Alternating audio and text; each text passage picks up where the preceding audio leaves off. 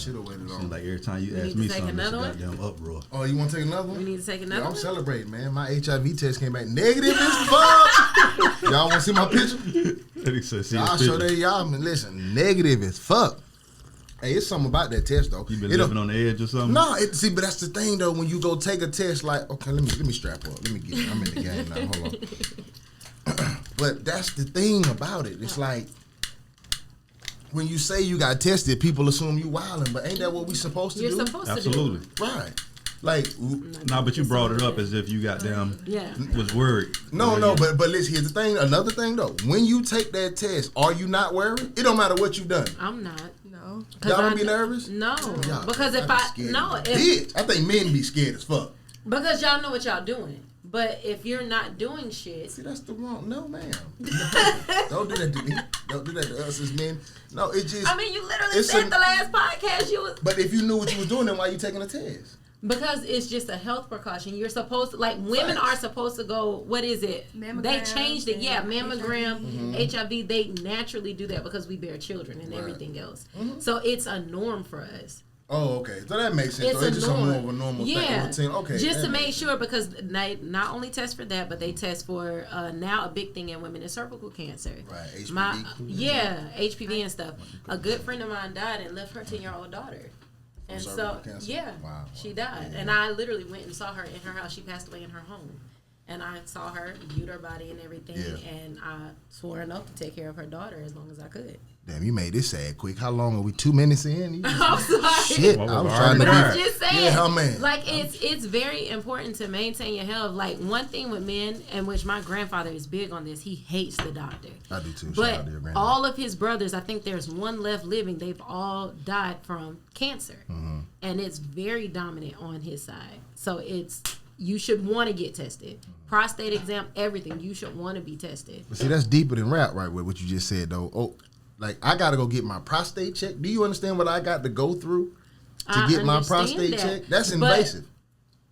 My Uncle Pete died from prostate cancer. We'll get back to Uncle who? My Uncle Pete. Uncle Pete. Who, man or woman, though? You got to go get checked for prostate cancer. Do you prefer a male doctor or a female doctor? Female. You prefer a female doctor? Yeah. I prefer a female doctor in all cases. I feel like I got to say female doctor now that the pressure's on me though, but I really don't want to toot up for no lady. I feel like a man understand what I'm going through. I can talk to him like, hey, big dog, listen, you get in and get out, dog. No funny shit. I can't toot up for no woman though. That's wild. Well, what if your male doctor was gay? And that's the difference. See, y'all throwing monkey wrenches in there. That was a mean ass monkey wrench. Yeah, that is though. But the chance of you being a gay doctor, shit. You never know. They don't have to disclose that. To me, they don't have to. You gotta have a patient to be a doctor. Gave me a patient. I'm gonna make him walk. I'm gonna let doc do a circle. That circle don't look right. Yeah, man. It's an oval. Yeah, it's an oval. Nah, it's just how you go about walking that circle. If you spin perfectly, yeah. Let me get a lady in here, please. You say it right now. No, exactly. But it's important. My Uncle Pete died, and they say for men, prostate cancer is one of the worst cancers y'all go through. It's very painful, and he suffered the last year of his life.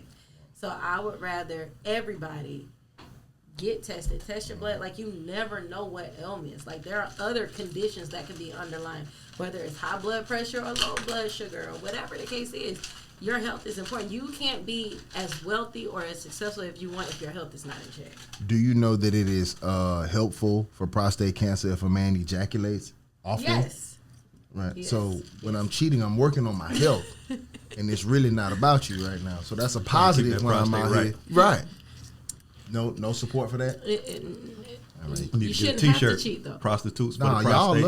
Y'all love the whole prostitutes for the prostate. That's what I need, a shirt. But no, you trying to hold me back. You just said when you get upset, you withhold sex. I said I used to. I didn't say I still do. Because you're not upset. I have no reason to be, and I wouldn't withhold it now, even if I was in a relationship. I don't trust any black woman with a head wrap on. I know she. That's the first thing coming off the table later. The first thing, but we were talking about before the thing came on gays and transgenders though. So, but we won't get into that. I just got a curious question though. As a woman, both of you can answer this though. Because we talked about cheating last podcast, which, boy, y'all got me hot last podcast. I got so much shit I could bring up about that, but we'll do that later. If you find out one of your exes has turned gay? Because that's happened to men before. Like men, we've dated a girl, especially like in high school, when she haven't really found herself yet. Now we look at her now and she a whole dyke out here. What do you do if you date a dude and then now he a whole gay man out here? Do you feel, does that give y'all a feeling any kind of way? If you find out your ex was gay? No. Nothing surprises me anymore. But how do you feel as a woman? Do you feel like, how did I miss that? No, just it's cool. Circumstances change people. Like, people live their life on a day-to-day basis, and depending on what you're going through at the time, can alter your way of thinking. That's why I tell people all the time, become better than you were the day before. Change on a day-to-day basis and try to become better. He was gay the day before, though. Yeah, he was gay the day before. If he was, but my thing is she gave him a motivational speech. When you're with a person for a long period of time, whether it's 2 years, 3 years, 4 years, those hints and signs start coming out. Like, you can't hide being gay forever. I don't feel like you can hide being gay at all. Right, especially not from a woman. You shouldn't be able to. You can't hide it. So the signs would have been there. But for me, like, if I was like in my marriage and then all of a sudden he was gay, nothing surprises me. What if, okay, so you wouldn't look back to the times when he had to fold that dick in there? Like laundry stuff in it. Like when he had to stuff the back in, it wasn't quite hard. It was like Chubb, but he had to get it in there with that hand. And when I like girls hard. No. It definitely wasn't that though. You know?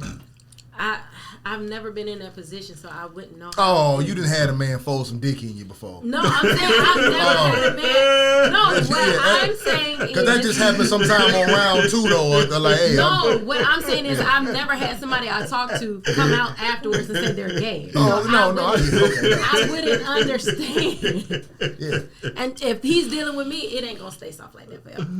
No, it didn't get right, though. But nigga got to go somewhere, though, mentally, though. When that dick like that, though, it's nothing really you could do. Like, it's nothing. Why everybody think they like that, though, bro? This is a question of the night, man. I'm with it. Let's do it. Early. Is everyone as good at sex as they think they are? Is everyone as good as they think they are? Because I've never heard a rap song about mediocre dick. I've never heard an R&B song about mediocre pussy. Right. And I've run across more mediocre pussy than fire pussy. So everybody ain't doing what they think they doing, bro. And I'm pretty sure as women, y'all have experienced men that y'all might be on social media and y'all hear them popping shit. And you're like, bitch, you ain't even like that. Like, you feel me? I've been there. Yeah, so it's just like every conversation, women's confidence, and it's usually women's who their confidence is usually way through the roof more than men. Men kind of know where they at sometimes. You feel me? Sometimes you'll over exaggerate and think your medium is bigger than medium. Right. But for them, bro, you ain't never heard a woman say, "My shit alright." Yeah. When the rapper say who got some good pussy and make some noise, everybody scream. The arena go crazy. And there's some nigga looking at his girl like, bitch. Like you should have set that one out. Put your hand down. Yeah, huh, man. No, but I think it's more of because the stereotype is pussy is just pussy to men. And most men are not going to hurt a woman's feelings and say, bitch, your pussy trash.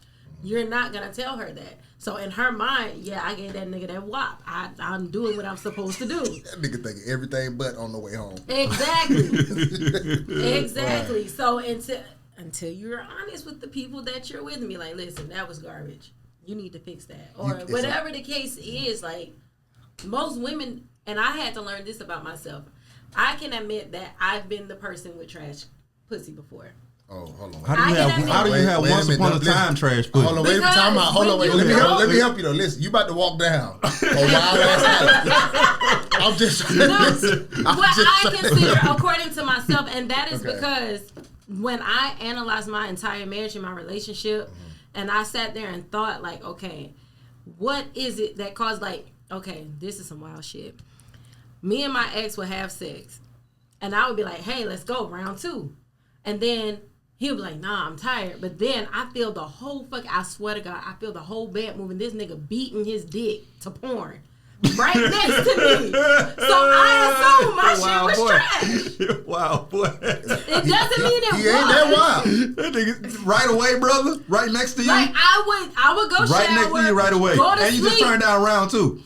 And I would wake up to the whole fucking like I've never seen a nigga beat his dick my dog that hard done this before. And the bed moved. She said, you should be pissed. She said, I've never seen a nigga beat his dick that hard before. The whole fucking bed was moving. And we had a big size bed. That nigga getting it in on that And then it's like, hold up, the bed moving, and then I hear like you can hear the shit. You a savage to beat your dick by a girl anyway, though. I can't do that. Though, no, especially a woman who done gave you 4 kids. It's like, nigga, am I like? I'm not gonna say I was trash. I felt like trash. Okay, Let's put it that way. Thank you. I was trying to help you because exactly. Please say that. And so when you analyze yourself, and then me, I'm one of them people. I don't watch porn. It doesn't do anything. I like personal contact. I like physical contact though. Mm-hmm. It's different if I'm watching it with someone, and I'm learning this now versus watching it by myself. Like that shit don't do nothing for me. You gotta find what you like. But I don't. I second that though. I don't watch porn either. I don't like it. And I don't own toys. I don't have a vibrator, dildo. I don't have any of that. You got to get into it. That's why it's trash. They say you got to get into it. But that's what I'm saying. But if it is trash, it's not trash to somebody else. No, so everybody's trash is everybody's trash. That's a myth. That it's a treasure. Listen, Tiffany, you said a lot that I want to comment on, and I don't really know exactly how to approach it. But again, we talk about this prior, and it all kind of leads back to the same top. But you said you gave him 4 kids, right? Mm-hmm. That man was tired. And a miscarriage. That man was tired of that pussy, though. He ain't tired of that motherfucking booty talk 47, though. No. Not if he go hard next to you. I'm saying, though, like, at a certain point in time, like I said, he needed that new thing, though. He was doing it He wasn't tired of it because yes, he was. No, because he called me a couple of days ago begging to come home and leave his wife. Okay, let's have this conversation. Go for it, man. Welcome to the Anxiety Issues Podcast. I'm Adam 12 Taylor. Here with my brother Boneface of Boneface Inc. Lala, welcome back. Yes, sir. I mean, you are making your presence definitely. Would you like to introduce yourself, or would you like Bone to introduce you? You're going to introduce yourself like everybody else do. Okay, cool. Shan. What is Shan? Shan. Yeah. Okay, cool. Shan. Cool. And don't listen now. You ain't finna get in here and be shy. Because this why she here. Right. On social media talking about somebody need to bring her on her podcast on their podcast so she can talk. So she can talk. We got a seat for your ass. Okay, boy. cool. Yeah, come on. I'm challenging you. I want you to come, and I know you ain't gonna say shit. No, I'm gonna put you in the chair anyway. I know you're gonna smile because I'm gonna do the questions now. It's because everybody does this. It's like everybody except asked to come here, and when they get here, this shit is a little different. You feel what I'm saying? Right. And then it's because when them cameras on you, it's a lot of shit that you ain't gonna want to say. You feel me? It's gonna be a lot of pressure, and you have to die by this shit. It is a lot of pressure. Care. Okay, cool. So let's get into it, Miss I Don't Care. There is a topic that we always talk about: male performance. That's a common thing, right? Men, if you're not performing well, it's nothing for people to talk about. Other men make fun of it. Women make fun of it all the time. Right. But we never get into it when your old lady got some mid pussy. That is a common occurrence. You feel me? Reggie. In fact, but understand this though. Okay, check this out. What percentage of women would you say, in your experience, have mid pussy that you've experienced? Out of the 100% pool, what percent was just some mid? 70. That's heavy. Very. Okay, cool. So 30% had good, and what was the fire range? The fire range was like 15, like 12 to 15. Okay, so it's split in the 12 to 15 of 100. Yeah, the 30, it was either, you feel me, good, right, or it was insane. But so, most of it was mid. I can concur. I would say about 75-ish got some mid. So there is a thing where, because men love outside of sex. Okay, cool. We do not equate sex with love in any form or fashion. Right. So you can have some mid and I could still fall in love with you. I really love you as a person though. That sex just it is what it is, but I don't get to tell you that, right? But that's gonna get old anyway, so it ain't really like that big of a deal. Fact. So even if you got fire, like don't nothing depreciate faster than pussy though. It's like pussy and automobile. Like pussy first, and then you drive off the lot with a car, and then pussy and Maserati, both of them. Yeah.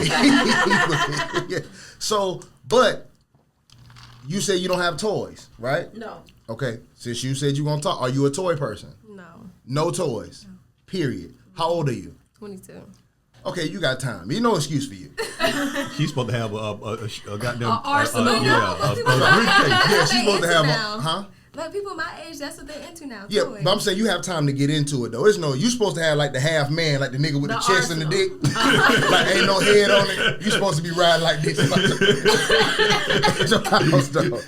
Real shit though. But how can you? I really think I've heard this from other women. So do not let me tell women about their vaginas though. Right. But I heard you cannot truly enjoy sex till you learn how to please yourself. I disagree. But you would, because you having a practice on. But I disagree. What if there's another level you could go to? There probably is, but I still feel like that's something you can explore with somebody. When it comes to sex, even when I did a threesome once and it was green as fuck, but somebody has to be the educator, or you have to explain to a person what it is you like and what you want.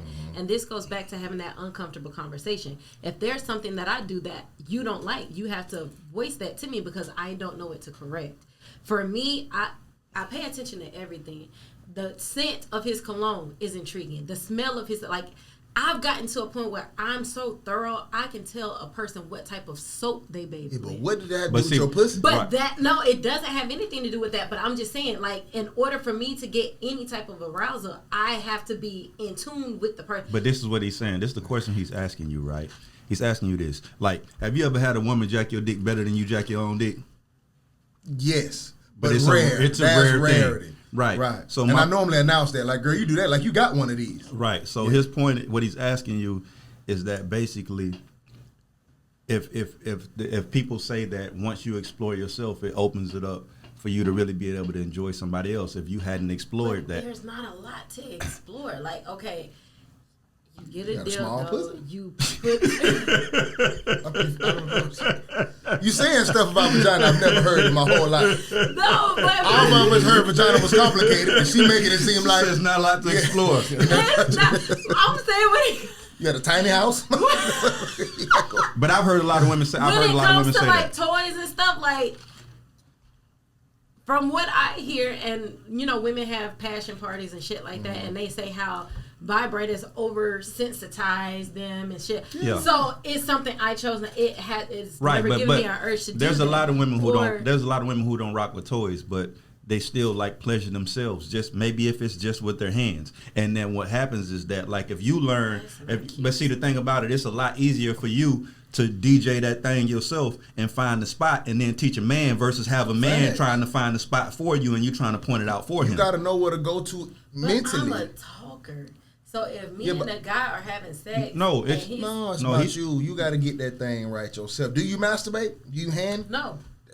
That pussy is trash. I'm with you. You got to do something. I'm not saying you don't do nothing to it. What are you doing to it? You just having kids with it. Trash can sitting in the middle of nowhere. That's it. But honestly, out of every guy I've ever been with, you got the Stone Age pussy. You just cave woman in that shit. You just having babies. I've had numerous people say I've had the best they've ever had. That's 1950s pussy. Exactly. It's vintage.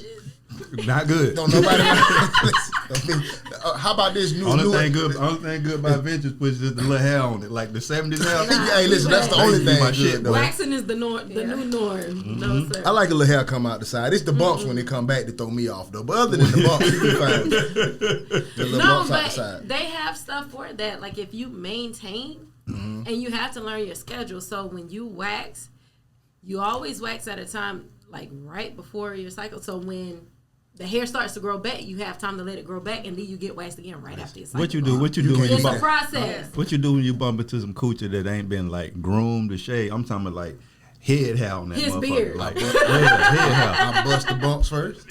No, ain't no bump. You can't see his beard. You talking like a bush? Yeah, I ain't fucked a everywhere. bush in a minute. Where you been? I ain't head down in the mirror. They don't exist. Yeah, for real. Bases don't got bushes. That's about the only place you're probably gonna run into. They don't have them though. You know, I'm telling you. He said, I'm telling you. Hey, listen, 22. So you get right. Does your generation agree with learning your personal space? Yeah. Are you a masturbator? No. What the fuck are y'all doing? Okay, what is? I be too in my head for stuff like that. Like what? You be by yourself though. But I be too in my head for stuff like that. I can agree with that. Doing? Like, girl, Men what get that feeling. So literally the feeling that men get after they finish. Right. You be like, man, what up, man? Let me get my stupid ass up. But see, that's sometimes. Are you an orgasm person? Can you have one? Yeah. Both ways, or you a single way, clitoral and other one. Inner and outer. Okay, cool. Yeah. So then, what's not frequent about doing it yourself? Like, not frequent. I shouldn't have said that. What is the problem with doing it yourself? Why do you feel like it's not a turn on for me? It's like a. It's not. What are you doing? For me, okay. So the way I envision it is a woman who masturbates. You go take a shower. You put on perfume. You get all sexy to do what? Well, you don't got to do all that. You can have I'm that. finna say, It's That's just you what and that. I think. And then for me, like I said, what arouses me is the scent of a man's cologne. What he Well, like, spray some I'm cologne on turned yourself. on Whatever by you a got to man. do. Whatever you got to do. His physical body, like everything about a man, is what turns me on. So I don't know how to operate in my own head to be like, okay, girl, turn yourself on. Like, let's get this shit. Like, Listen, it don't this is work why like y'all be that. throwing mid though. Everything what y'all saying is mid vagina activity. Not saying y'all have mid. You might just be blessed with the the magic I feel potion. like I am, yeah. Any Right. woman I've ever had that was like crazy fire like that What? was a regular masturbator, A like savage masturbator, Really? like 3-4 what? times a day, Like 2-3 real times shit. a day. But that's That's what real shit, though. that's what That's generate no lie. good coochie. The coochie is good before you get there. Bro, you don't know how accurate that was. Every woman I've had while I left will be like, shit, that was good. Like, that was fine. Like, when I'm thinking about it after I leave, like, damn, that was good as fuck. She's a religious masturbator, though. Real shit, though. Every time it's ever happened in my life. Never been one time that I've had good vagina from a girl who doesn't masturbate. But that extreme top level shit, It's big always freak. a beam flicker. Wow. Fact. Dumb freak. Always a beam flicker. I don't know. I'm telling you. I Best pussy I ever had, she used to Like, masturbate with the cake spoon. You know the one God you beat the cake- damn! Best pussy I ever had in my life. That's the 2%. 2% out. a cake spoon. That boy said a Yeah. cake That's a spoon. lot to digest right there. The wooden spoon? Yeah, the one that you beat the cake batter with. She Yeah, got Yeah. all kinds of splinters. Would it? it's wood. She had a wood cake spoon, and she was just all like, kinds Tearing that splinters. spoon up. "Jug." That's the one who I said Then you go over masturbated and to the Green Mile. Oh my God, bro. Yeah, she wild. She wild. With a cake spoon to But the Green Mile. You also said the ones that are crazy have the best. That's a Yeah. fact too. They are Crazy. Why? That's where the cake Because spoon I've come in. never heard of a woman masturbating with a fucking wooden spoon. Or masturbating to the Green Mile. Right. That's crazy. That movie is sad as You hell. have heard somebody use a spoon before? No, like a hair wand. A hair wand. Yes. I Like a fuck with that. curling one. That Yes. turned me on. I fuck with that. You fuck with a hot curler going in there? A hot curler, you fuck with that? If she burn that pussy, I want to fuck it. What? Imagine, listen, as a My man. shit Okay, burning, listen. you don't want to be No, just listen. talking about STD. I'm about to cut y'all off right now. This is between me and you. Imagine you jugging, right? And she take a curling iron and burn the top of that thing. That do something for me. I'm gonna freak out. Man, I'm gonna skeet. I'm gonna freak out, but I'm gonna skeet though. All right on your scale. That's why.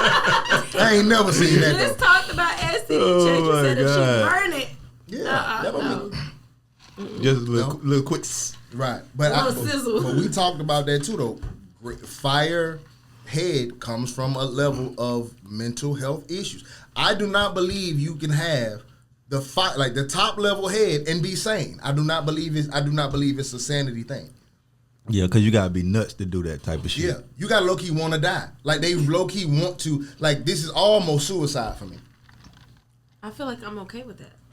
But you feel like you're okay with everything. I am. I beg to differ. I just feel like people are people. You got a right to live your No, life. I think you have potential because you have the motive. Like you want to be. It's like you get the kid who want to be LeBron. Yeah. Like I can work with you, little nigga. But yeah, like you know what I'm saying? But Because you got still- to want to. But you right? still 6'4", 170. Yeah. Like I feel like you have the potential to be that fire that you think this you are, but goes you back to stubborn. having to.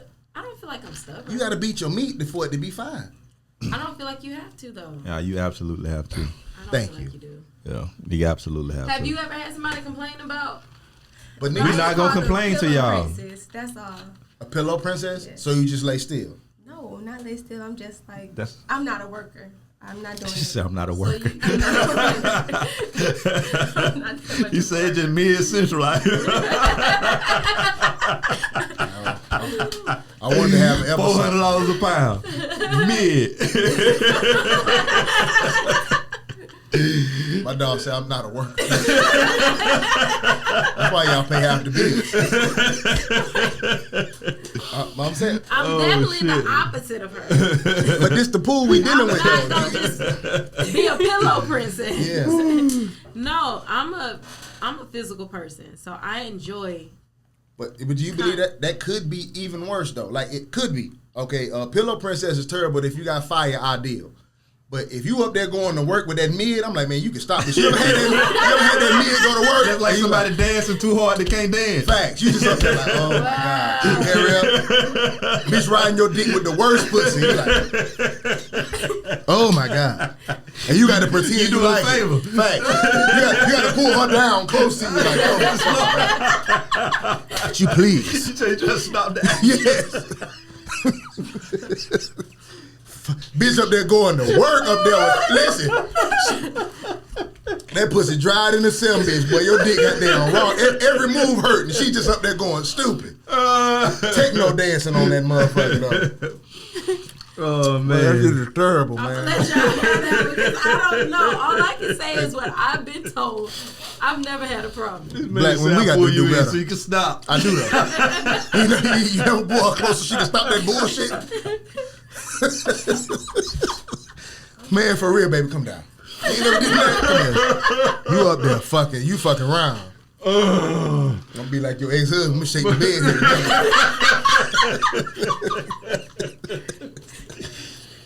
Y'all are terrible, shit. man. Hey, enough. No. Oh my God. No more sex for now. Oh, man, please, Listen. go away. Okay, a question I'm gonna ask y'all. We talked about verses. I want to revisit this topic only because my dog did a thing. You probably too young to know what the Isley Brothers are, but your mama black, so I love them. cool. So you familiar with their catalog, right? If there was a versus, both of y'all know what versus is, right? Do you pick Usher or the Isleys? Usher? Isleys.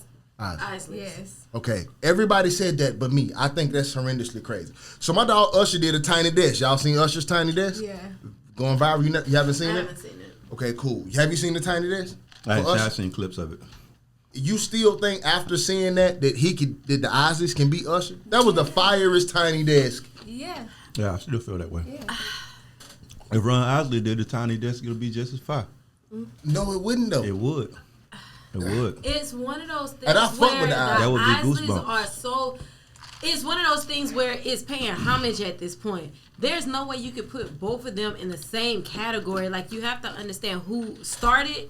They're in two different time zones of music. But that's not what this is about. This is about I who has the better understand that. discography. And I feel like Isleys the are that. Isleys is going to have it. I think y'all just do not know who Usher Raymond is. I know who Usher Raymond is, and Usher has great music, but like I said, 19 number one. they're going to pay homage to the person who's No, I'm sure Usher appreciates the Isleys. That's not what I'm saying. He got But songs what- better than Groove With You. Does he Yes, have yes. songs better than... Usher has 19 number ones. Do Usher- y'all hear me? I understand 19. that, but- But you can't compare Superstar to They- Groove With You or nothing like that. I No. can't. Like, it don't. And But you I- have to but I also can look compare- at the I era can- It doesn't that give you the same feeling. the era that the Isleys came out in, music was not as easily broadcast like it was I with agree. Usher. No, So that you I have agree to with. look at the platform, the way technology transformed music, But- the way the auto tunes and all. But that didn't hurt Michael Jackson. That didn't It- hurt Prince. It didn't, but at the same time, Those are anomalies, though.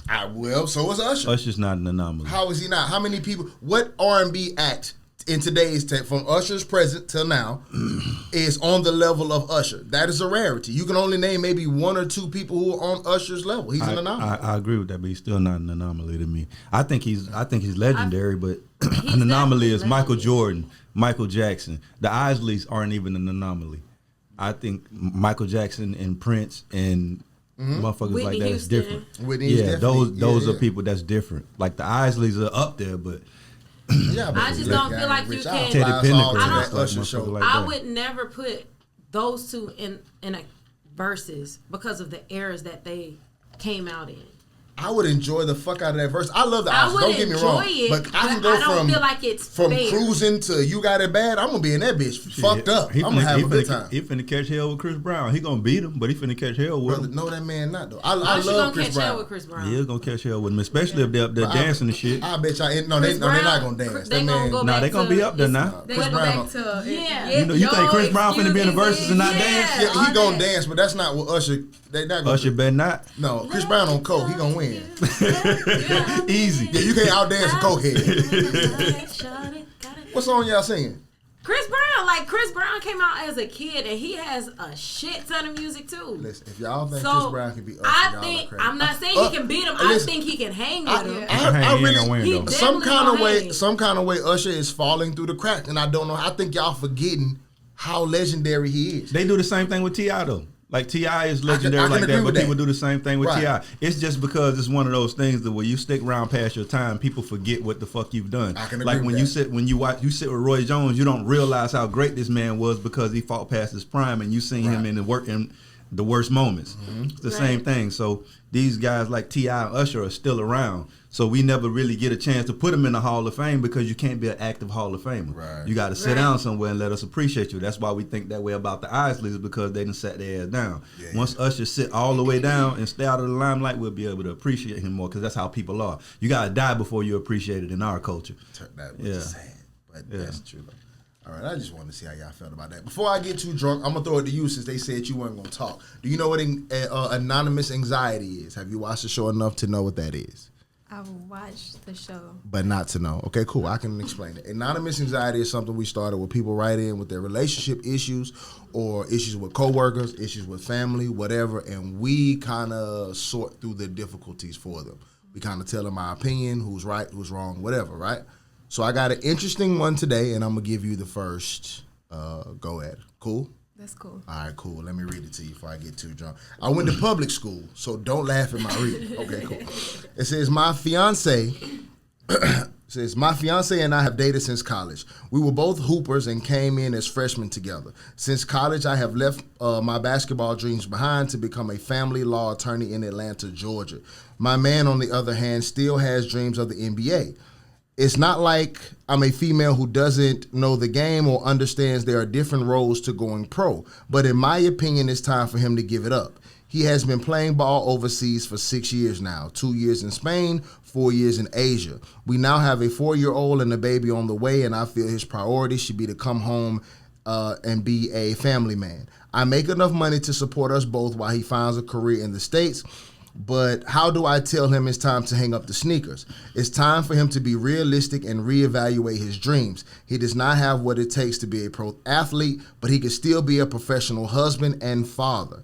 Is he delusional? Am I being impatient and unsupportive? Or is something other than basketball keeping him overseas? What should I do? Not bad for public school, really. What would you recommend this woman, who probably doesn't masturbate, what would you recommend she do? She gotta be doing something. She pregnant. Be honest. Just tell him. Like, you can't just rip the Band-Aid off and just tell him. But don't tell him in a sense that you're gonna make him feel less of a man because of his decisions. Just tell him, like, hey, it's a time and a place for everything, and this is where you're at right now. Okay, so do me. I'm your man. I'm coming home from overseas. I just get off the plane. I come in. I put my sneaker bag down and my basketball, and I sit on the couch, and you've been holding this the whole season. I've been going for 4 months. How do you break it to me right now? Let's role play. Give it to me how you going to tell me to put my sneakers up. You got the baby in one hand, one upstairs sleeping. Yeah. She tapped the mic. Hang it up. Hang it up. Hang it up. Well, goddamn, that's straight to the point. Black woman, this how you gonna tell your husband to just hang it up? I just finished the season. Maybe to him the scenario. I just got home. I just hang it up. They won. They won the ship. I think I'll address him and be like, hey, how do you feel at the point that you're in your career? I'm like, well, I feel like, baby, I'm getting closer. I feel like, I made some strides this season. My average went up this year. So, I'm going to go back overseas if they would have me. I'm going to go back over there and, I'm going to play another season, baby. I'm going to keep giving this a shot. How do you feel about your point and your position in this family? Well, I feel like I'm good. I get paid. Y'all look happy. You dress nice. You got your Bob going on. And I feel like, you just call my Bob a Robert? Robert, that's my new thing, though. It's a Robert. Right. Well, that looks fresh and your nails are done. I feel like y'all happy. We FaceTime, Well, I just think it's a time and a place for everything. And I think that right now, with everything that's going on, I would appreciate if you would take a step back from basketball. So you saying I should quit? I should just let my dream go. I don't think you should let it go. I think you should take your talents in a different position or a different place. But you have to be more present here because this is where you're at right now. Okay. Now, I understand you have your talents and your thing that you want to do, but you have to appreciate this in this moment right now with our family and where we're going and just give it a break. Okay. There we go. See how the dialogue produced a real answer. What? You still want to hoop though? Yeah, I still do want to hoop. I'm going back overseas still. But so, how do you approach this scenario? The part that stood out to me, which I feel like she's being very inconsiderate, is the fact that she said, "I make enough money to support us." You're taken away from his masculinity of being a provider for his family. Mm-hmm. As the woman, it is your job or your position to maintain the family and the household. It is not your job to say, well, I make enough money to take care of us. He can come home and just sit and play house dad. I feel like that just blew my fucking mind. As far as him, I get it. She wants him home, but this is where communication is very, very important. Giving birth to a child is a very stressful thing, and if you're not there helping her deal with her emotions and going through the mood swings and being there, like a woman values time. Right. And if this is taken away from her time, and now her mind is wondering, is he cheating over there? Like, you can kind of hint around what she's really assuming. Is he cheating over there? Or what is he really doing? Because I only see him for about 3 months out of the year because of it. You see what I'm saying? If he in Asia, he fucking... It's something more interesting over there. Yeah, it's them being at home with your family, but I'm sitting here getting pregnant while you just go fuck off. Like, her mind is taking her in another direction. Right. So she needs to have that conversation with him and say, hey, like, give suggestions. Have you ever thought about coaching? Have you ever thought about doing this versus doing this? Because you're a family. You can't be an active dad in raising your children not being with your children. You can't. And so now even though I feel like she was hella wrong for saying that the way she did, and maybe that's not how she meant it, I make enough money to support us. No, because you're not allowing him to lead as the man of the house and provide. Let me ask you a question. I'm going to rearrange because I want to get your opinion on the letter, though. But going off what she said, you said you cannot be a good man or a good father without being home and being active with your children, right? I saw a meme, so tell me how you feel about this. It wasn't a meme. It was a guy, they clipped something from another podcast. This guy said he was raised by the greatest dad ever, but his dad was never home. Mm-hmm. And he says he was telling this woman that that's how it was supposed to. Did you send me this? Before I re-explain it to you. Explain it. Okay, cool. The guy says that he was raised by the greatest dad in the world, but his dad was never there, okay? He said because it's not for men to be at home. It's for the woman to be at home, right? My dad is to go out here and be an example of what I'm supposed to be as a man. My mom is supposed to be home to nurture me and take care of me, but being a good father is not being at home with the children. It's going out there and making a way for those children when they become adults so your children can see an example of what a provider is supposed to be. Yeah. Do you feel like that's accurate? No, I disagree with that totally, and I'm going to tell you why. It's because I think we've started to confuse provisions with being a great parent because your kid has things or you're out here, you put them in a nice house or you got nice clothes. None of that has anything to do with being a great parent. Mm-hmm. Being a great parent is being present. I always say that if you ain't tucking them babies in at night, you're not doing your job 100%. You feel what I'm saying? Because they need an example of both things at all times. And that's why we have men with emotional issues is because they're with mom 70% of the time and 30% dad, or 10% dad and 90% mom. You feel what I'm saying? Mm-hmm. You're going to adapt and adopt things from the person that's raising you. So you need a balance of everything. It's just like my mom might hug on me a little bit, but my dad might come in here and give me the tough side of that to balance that shit out. You feel what I'm saying? So now I have both. I have stable emotions, but yeah, you got to be tucking them babies in, man. And that's a motto I took on early in my parenting years is that I'm going to be out here providing. You feel what I'm saying? But you lose a lot in your relationship with your children. They don't know you as well. They can't communicate with you as well. You feel me? You become a stranger to them in a sense. You feel me? Right. So, but I always say that there's going to be resentment on both sides. If you're a parent that's always out making money and you're not spending a certain amount of time with the children, they'll resent you for that. If you're always there and then they don't have the things that the other kids have or the things that they desire, they're going to resent you for that. You feel me? So you have to pick one kind of in a sense.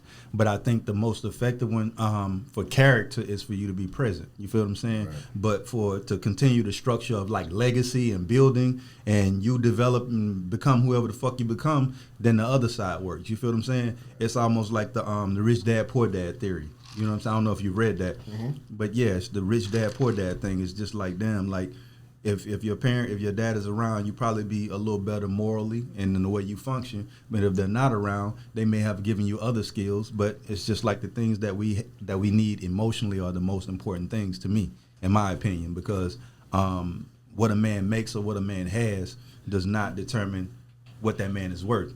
Right.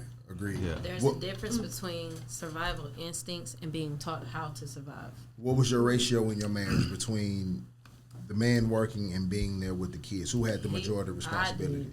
I had the majority because. Were you stay-at-home mom or you worked at the same time? I worked. Right. I worked. I did school full-time and I was at home. Right. I did school from home just to make sure I was there with my kids. He deployed, gone 6 months at a time, and I watched how hard it was for my kids, because when he came home, they were like, who the fuck is this? Like, this nigga need to go. I slept here. Like, it was a comfort thing at that point because my kids were gone. No one was there, so my kids slept in my bed. So what if this woman is experiencing, I'm sure she is, similar things, though. So this is part of the reason why she wants him to be home. But you're saying she's not being supportive also.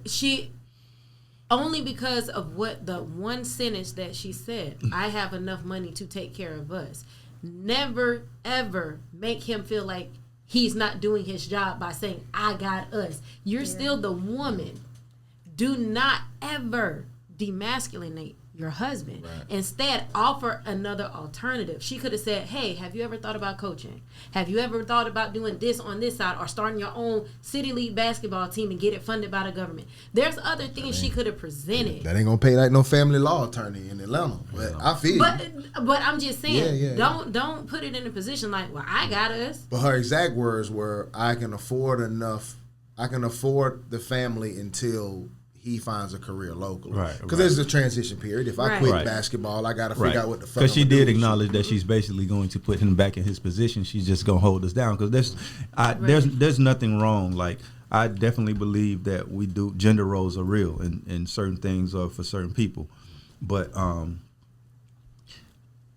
there's nothing wrong with a woman anchoring a situation when the man is not in position. That's the whole point of you being independent but dependent. You feel what I'm saying? So it's just like, damn, if I'm drowning, I may need you to help me a little bit until I get back up. So that's a t-shirt too, independent but dependent. Right. But it's but yeah, she did speak it as if like I do acknowledge that he's the man by saying that I'm going to hold us down until he's in position. You feel what I'm saying? Which is, there's nothing wrong with that. And it'll never be 50-50 anyway. There's no such thing as 50-50. Yeah, there's no such thing as 50-50. It's sometimes you might need to be 90 and I'm 10, and sometimes I might need to be 90 and you're 10, and that's just how it works. It's a partnership. It's a team, and we carry each other when you feel me. So, but I can understand her in that situation because it's almost like one of those things to where you have to like if most women are going to put themselves in a position to where it's family first. You feel what I'm saying? That's why when you say you're working from home and all these extra things, but men will sometimes put themselves in position to escape that responsibility and use whatever they're escaping with as an excuse. Right. You feel what I'm saying? But it's just at the end of the day, some of us don't want that fucking work. You feel what I'm saying? Because it was never presented though. You still have to understand that we are creatures of habit. We adapt to our environment. So if you've never had a father figure, I can't expect you to be an amazing father. Yeah. If you've never had or been shown, because as a child, you crawl before you walk and you are taught how to crawl, you are taught how to walk, then it's, hey, say mama, say dada. And the child develops according to what we teach them first. So if you've never seen your dad be a dad, and this is why I said too, I understand how she feels. You can't parent if you're never home. Right. Yeah. And so those children need that. And we do as men, we gotta learn when to hang it up. I will say that. So niggas do gotta learn. We gotta learn when to hang it up. Listen, we gotta learn. I'm getting close to it though. I'm getting close to it though. And my thing is like there's compromise. Like for me, for instance, right? Just to use myself as an example, we gotta stop that too though. I'm gonna let you go, but we gotta stop putting white people don't put limits on their age in music. White people sign a record deal in their first rock band and be 43 years old, and everybody support them. They've been singing at the beach for 30 years. That's some shit in our culture, though. I'm talking about if they trash, though. I ain't talking. If you good and you got the talent, then great. I'ma support it. But if you trash and everybody, that's like those people who go on American Idol and you know they trash and everybody up in them. You're trash. Just stop. But every good nigga then got in a car. Like I know we both can rap. Mm-hmm. I think we've both been appreciated enough to know that we got something going on. Right. But I was a rapper once. I would love to hear some bars. Right. Facts. I know you got some. I don't masturbate bars. Huh? You said they're gonna be mid. But even Drake has talked about this shit though. Like he's been with the woman before playing his current music, and she like, can you cut that off and play another nigga? Right. So before Drake was Drake, like to us, you know what I'm saying? Some girl was shitting on his fucking music. Mm-hmm. So how do you know if he had to listen to that girl, he wouldn't have been Drake? But how you know if your girl shitting on you or just you got fuck what she talking about? Keep going. Yeah, but at the end of the day, it has nothing to do with my girl. With me, like I just understand that some things are guaranteed and some things are not. You know, like when I was all in on being a rapper. I've been wanting to be a rapper since I was 19 years old. I've been all in my whole life. But then when I approached my early 20s and my son was on the way, it was like, damn, I'll gamble my future on a dream, but I'll never gamble my children's future on a dream. Right. So I had to find something that was concrete to do, and I still did my music on the side, but it wasn't gonna be my main hustle anymore because it was somebody that I needed to fucking feed. I don't mind starving for this shit. I don't mind going without for this shit. Right. But I can't let him suffer like that. So for fellas out there, man, don't gamble your children's future on a dream. If you have a dream, it's okay to chase that dream, but get some concrete shit in the meantime, because it's unfair to be overseas chasing the NBA while your woman is at home raising children. When you can come the fuck over here and play in one of these little fucking adult leagues, right, and be at home. It's just like there's balance, there's give and take, and I just feel like it's selfish to go 100% your way on anything, right, and that goes for man and woman. Yeah. If you have something you want to do, it's just like you got to have a conversation with your partner. You feel what I'm saying? You have to honor what they say. You may be 100% about to do this shit, but when you talk to your partner, balance that shit out a little bit. Right. Do you date in your age range? No. So what's your age range for dating? Mm-hmm. I usually don't date men under 25. That's young though. 25 is still young. It is. What's wrong with men that are 22? Nothing's wrong with them. I just haven't. It's not my preference. Right. So what your last relationship was with someone how old? 28. Oh, so you had an older nigga though, huh? Yeah. Oh, okay, cool. Were you raised with both parents? No, I was raised with one parent. Just a mother? Yes. Okay, cool. So do you have, when you picture future relationships, right, mm-hmm, do you have a desire to be a stay-at-home mother? Do you want to be the 50-50 relationship? What's your view of your perfect relationship as far as balance, husband working, you working? I don't think I could be a stay-at-home mom. Mm-hmm. I think I don't want to lose that freedom of being able to still provide in some way outside of just household things and being a nurturer. I don't want to lose that. Right. I like that form of independence. Now, would I work as much or as hard? I would still work as hard, but not as much. Was your mother also a worker? Yes, a hard worker. So do you feel like you have, I don't know how to say it, I don't want to offend anybody. Do you feel like you've not been taught how to nurture because your mother had to be a go-getter because she had to work? So are you kind of being somewhat of a reflection of what she had to be as a woman? In a sense, yes, because that's what I was raised around. I wasn't raised around, like I had my grandmother and all them. Mm-hmm. One of my grandmothers had like the stay-at-home mom. Like she was the stay-at-home person. My granddad provided. Then I had my my other grandmother, who both of them went to work. But my primary, like my mom, she worked.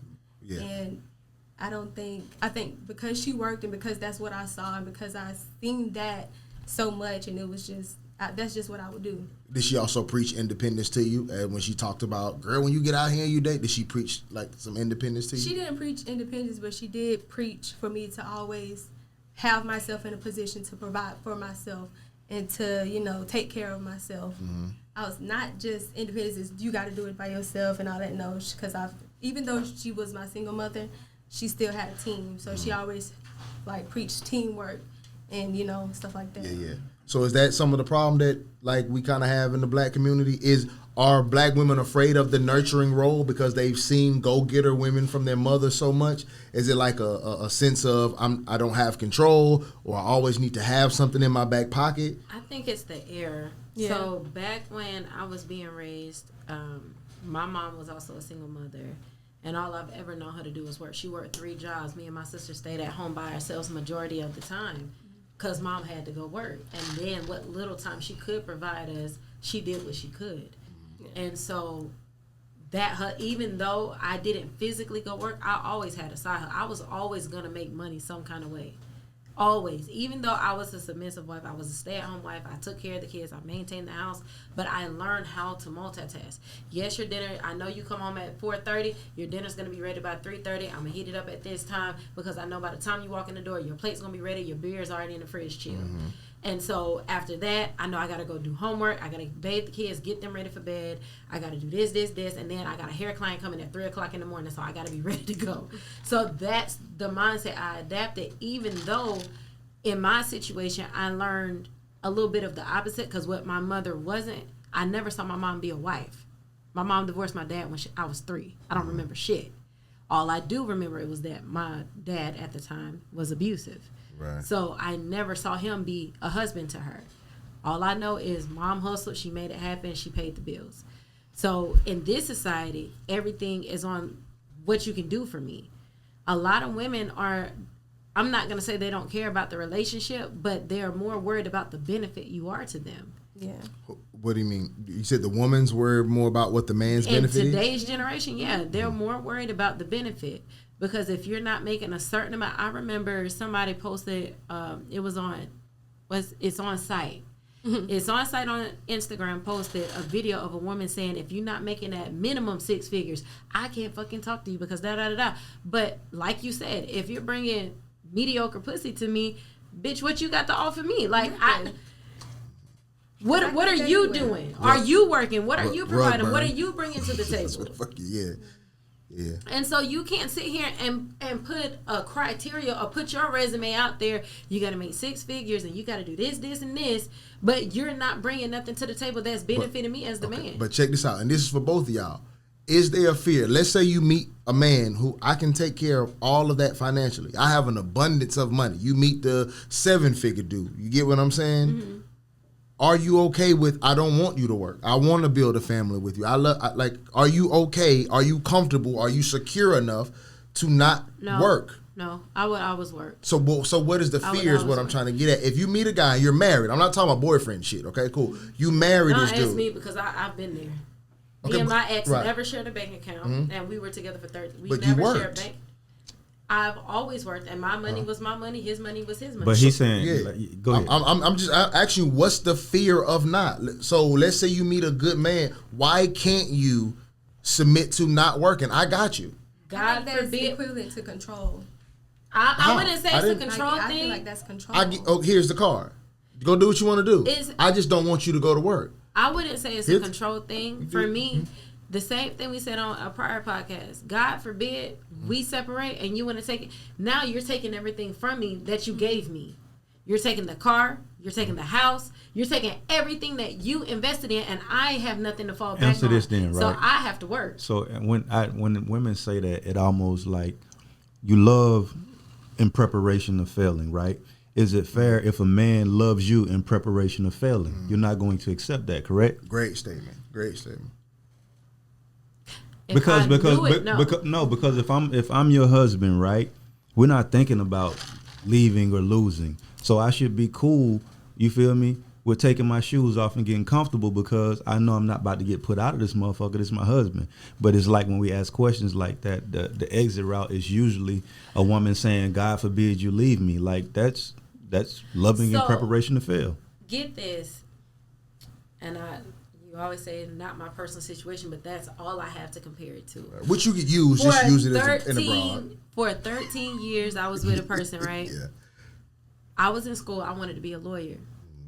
I was working on my general studies, my AA, and it was in pre-law.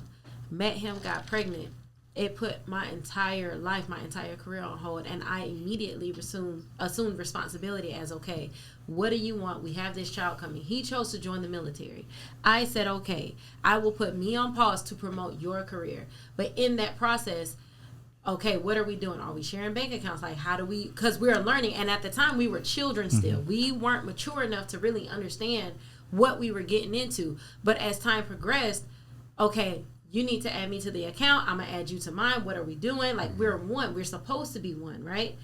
I was never added to the bank account. I never knew our finances. I never knew what bills. I didn't even do the grocery shopping in my own house. But I did all the fucking cooking. In the hypothetical, though, he's saying that you don't have any of those worries. Like, I got you. Like, we 7 figures. I ain't got to get in the military. We ain't got to do shit. All you got to do is just chill. God forbid you pass away. What do I have to fall You have everything I got. We married. Yeah, you get my money. You good. You got that state. But in state. the mind of a woman and with children and bills and everything else, for me, and I wasn't with somebody with 7 figures, so I can't even think on that level. So, God forbid this nigga died, what do I have to fall back on to take care of not one child, but 4? So if you're in the military, but if you have a guy in the military, if he dies in war, you get $400,000. If you have a license, but if he has if he's not dead, then you still good. Exactly. No, but you say if he dies in war, but if he's here, I'm just saying that's the standard $400,000. If he's not, you get life insurance. After you pay for 4 kids' colleges, pay off bills, pay off his debts that he accumulated, that money depletes like. Okay, so let me. That's not money. But let me let you look at it another way. So cool. When my girl first got pregnant, right? You know, I was going to join the military. I thought that that's what we were supposed to do. Like, I got to take care of this kid. You know what I mean? Right. That's not my dream. I want to sell dope for a living. That's what I want to do, right? So so maybe that man did all of those things because, like you said, you got pregnant, you guys were married. What if that was him forfeiting his dream also? I'm doing this to be the kind of man that has insurance, help, you know what I mean, a consistent income for you. But my question is not really about what he's doing. Why is there a fear in our community? Because like I love the way he put it though. Why are you preparing for the failure? If we're married, why are you worrying about if I'm not here? We got married under the pretense of forever. Yeah, we should have got married. That's a word. Facts. Because if I pull out a prenup, that's what you're gonna tell me. Right. It depends on the circumstances in it, and I only have my personal situation to base it on. It depends on the circumstances. It depends on the things that have taken place during the relationship. Because there was a point in time when I didn't worry.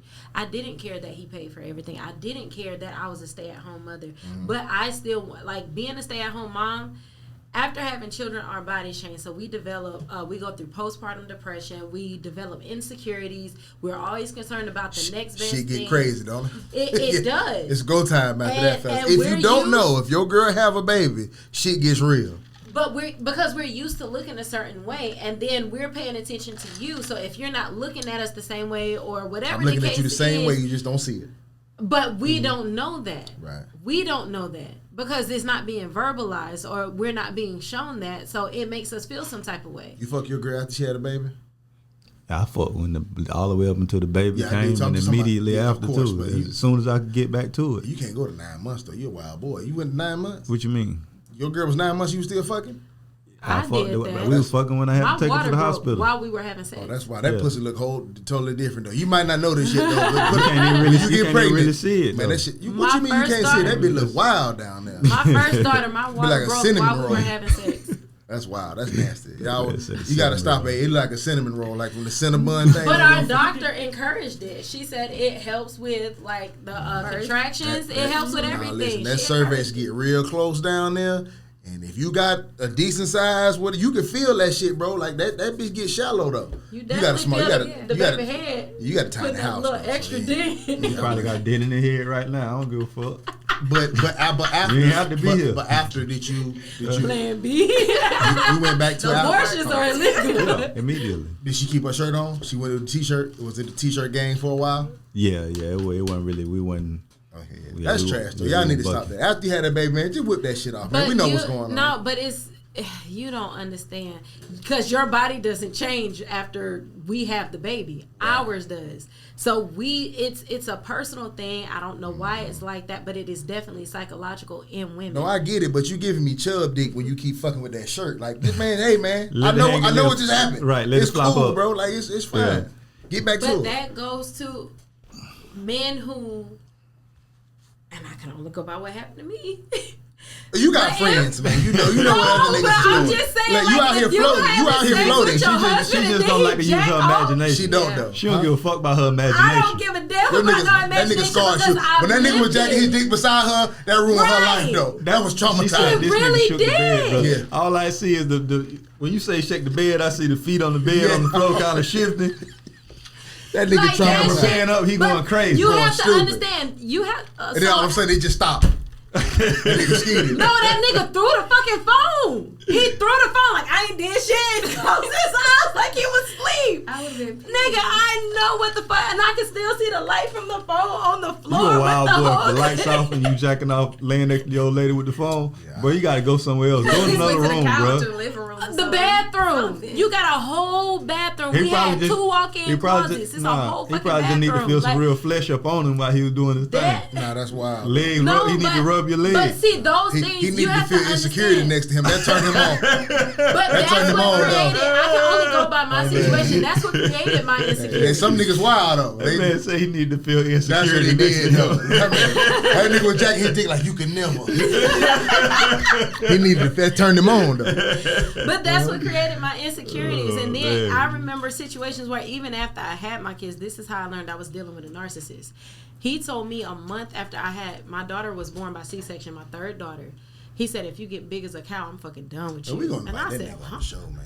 Invite him. I'll call him. Because I'm sick of him. I'm sick of him. I swear to God, I will call him. He live in Jacksonville, so whenever he we comes can pick phone up the him kids, in. We give him a good 15-minute run. No, we want to do it now. No. I'm not prepared. I got some questions I need to ask. But I'm dead ass serious. Yeah. First, I want to know what Louis B used because you said he just turned over and went straight at it. So if he raw dick that thing, that pussy mid. It's trash for real. No, but here's another situation. His job, he was a courier for the Navy. He's Air Force, but he took a temporary Navy job. So he would leave for several days at a time and then come back. And this is how stupid men are when it comes to cheating. He would tell me certain things like, yeah, my boss said, she asked me a random question. Is it cheating if you never were taught cheating was wrong? I said, well, is it murder if I was never taught killing people was wrong? My ass still going to jail. So why does it matter?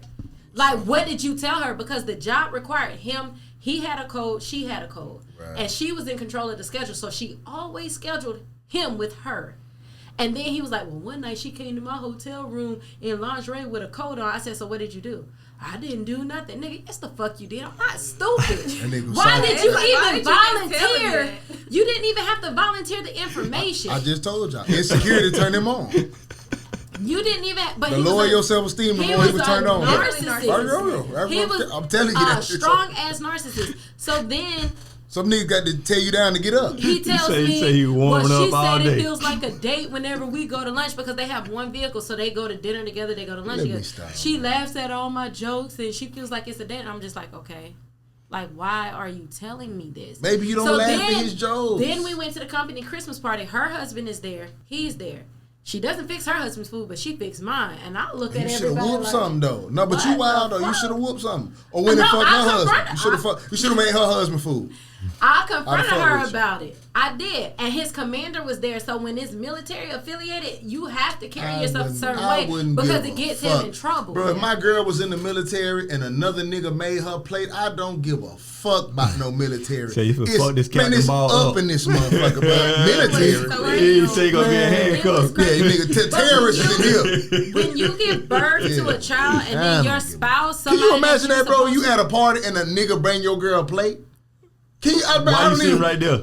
The fuck? But what is this? And he look at you when he get to it. Come on, man. Like you should have did. Man, come on, bro. I just go put my dick on your girl head. Fuck it, though. I'll just catch a charge, bro. That's like that's where the insecurities come from. So for him to tell me if I got big as a cow, he was done with me. It was like, well, damn, what's wrong with me? What did I do? And I had a third. See, all of my kids were born by C-section, so my recovery time was twice as long. I couldn't get in the gym right away. I couldn't focus on my health and everything because I'm breastfeeding this baby while still trying to maintain a household because you're back at work. So I'm up literally limping around trying to do what I got to do. And it's like what credit, I gave. Go ahead. To his credit, you wasn't practicing on that pussy, though. You're neglecting it. I was pregnant. No, you're not. It don't matter though. Practice you don't. what? You don't. I don't want to go back to What the can beginning. I practice? I don't want to. You see, you keep underestimating your pussy though. You really need to get in the. You need to get in the lab. You need to study. You need to shoot some jump shots. I think you got to practice with that thing. So mid is bad, but postpartum mid is terrible. Oh, that's the worst. When you mid and insecure, I can't do nothing with that. At least be confident with the mid. But you created. You have to understand. Men have to understand. A lot of times when a woman starts to disconnect and you create the insecurity, you have to also self-analyze, because when during this entire process, I'm not gonna let you blame that mid on me. I ain't got nothing to do with that. I'm being dead honest, because when you had, and I told y'all this the last podcast, when you got a woman writing your husband a 10-page letter in pink highlighter, leaving it in the mailbox, what do you want from me at this point? Because I'm torn between leaving your ass and working on my family, because I never had a dad and I want my kid's dad to stay in the home. So I'm sacrificing my happiness to keep a father figure in the household. That don't have nothing to do with that baby powder in your pussy. Men always got baby powder on it. Men always got baby powder. Yes, it do. I promise you. You need to put Gold Bond on that motherfucker. Listen to me. That ain't got nothing to do with nothing. I'm just telling you. I say you need to see Shaq on the bathroom counter. Facts, but it's women who get their ass beat and still got fire down there. They get whooped and get that nigga the best pussy. So do you believe in generational curses? Like some stuff men I can believe you come from a long line of men. I can believe that. Oh, well, you're not referring to that. That's not what I was referring to. Say grandmama and mid. Sound like she said her daddy was upset all the time. She got 12 kids. My grandma had 8 kids and still with the same man. But that might be why you got mid. Nigga got the front raw to get off on that thing. I got to shoot in it to get away. I nut in it to come back in it. Yeah. I'm just saying, it's a lot of rules to me. That's not it. I'm just saying. I think what you trying to do, but that ain't it. Yeah, I'm just saying though. But that ain't it. It could be a medieval All la I la. can say is medieval. It could be a medieval la la and another man, right? And they know she mid too. Like, do not fuck it her. It is mid. And that's your great grandma. You're like, damn. They won't even hit her. Hushstein mouth, woman. Tis middy. T-shirt. Medieval. That's all I'm saying, though. It's a possibility. But you have no proof of that. The only thing you can do is test it for yourself and see. It's not. We that. didn't work together. Right. I can assure you, it's not that. In some cases, men, like we said on the last show, men just want what they want and they cheat just because they can. Okay, Shan, let me ask you a question. Shan, correct? Yes. How do you know when we're gonna answer this woman's question? I know we're gonna finish this and then we got a topic. Well, I'm going to answer it a little bit more directly because we joking and all that kind of shit. But curiosity, how does a woman know it's good? Do you just assume? Is it by what other people tell you? Like, how do you know that it's fire? How do you know you actually got good, you know? Or is it just a guess? Which is fine if it is a guess, but like, or is there something you've been through that you like, yeah, I fucked him up though. Like I know. Like I know that nigga fucked up. Hello, princess. Like, did that nigga call you before he pulled out? Like before he pulled out the driveway, did you get the text? Like you like, I fucked that nigga ass up. I think it's based off of my reactions, like after I have sex with them. What's like, the how we interact reaction? with each other. What happened? Let me know how that nigga. I've been around somebody that when we're around each other, it's like we can't, like you can't really not touch me. Irresistible. You can't really not, right. like not want to have sex with me. Was that the same nigga who labeled you the pillow princess? Was he? Yes.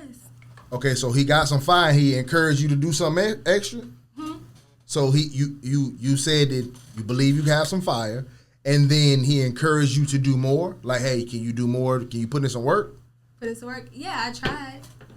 But I'm not a worker. I'm not like I like to be fucked. I don't like to. Now we're talking though. Okay, yeah. I don't like to do the fucking. Like sometimes I have to. It depends. So you're a taker. It depends. Yeah, I'm a taker. Right. But not that good of a taker. But like, it's now- like. But now- you're still now you're learning. You confusing are me. 20 This is still. getting No, but confusing. she's young. She's 22, so she's still depending on when she Don't get lost me her wrong, like, virginity. I done met She's some people still that's like learning, my age so and you they gotta just give her own credit it. for that. All right. She's at an educational age. She's learning who she is as an individual. Nah, it's some advanced cooches out here at 22. You It talking is. Because they educational started age. early. They though. started early. They Right. started They earlier. did. Depending on her though, if she didn't lose her virginity till her senior year, like she's still at a Yeah, decent those that learning know how to do age. that was the kids fucking at the park. Yeah, Right. Yeah, I know no. that. No, I fuck with that though. But if you say that I am a taker, but not much of a taker, I'm not a worker. It's like, all right, well, what you got going on, man? What you just Like it really is sporadic.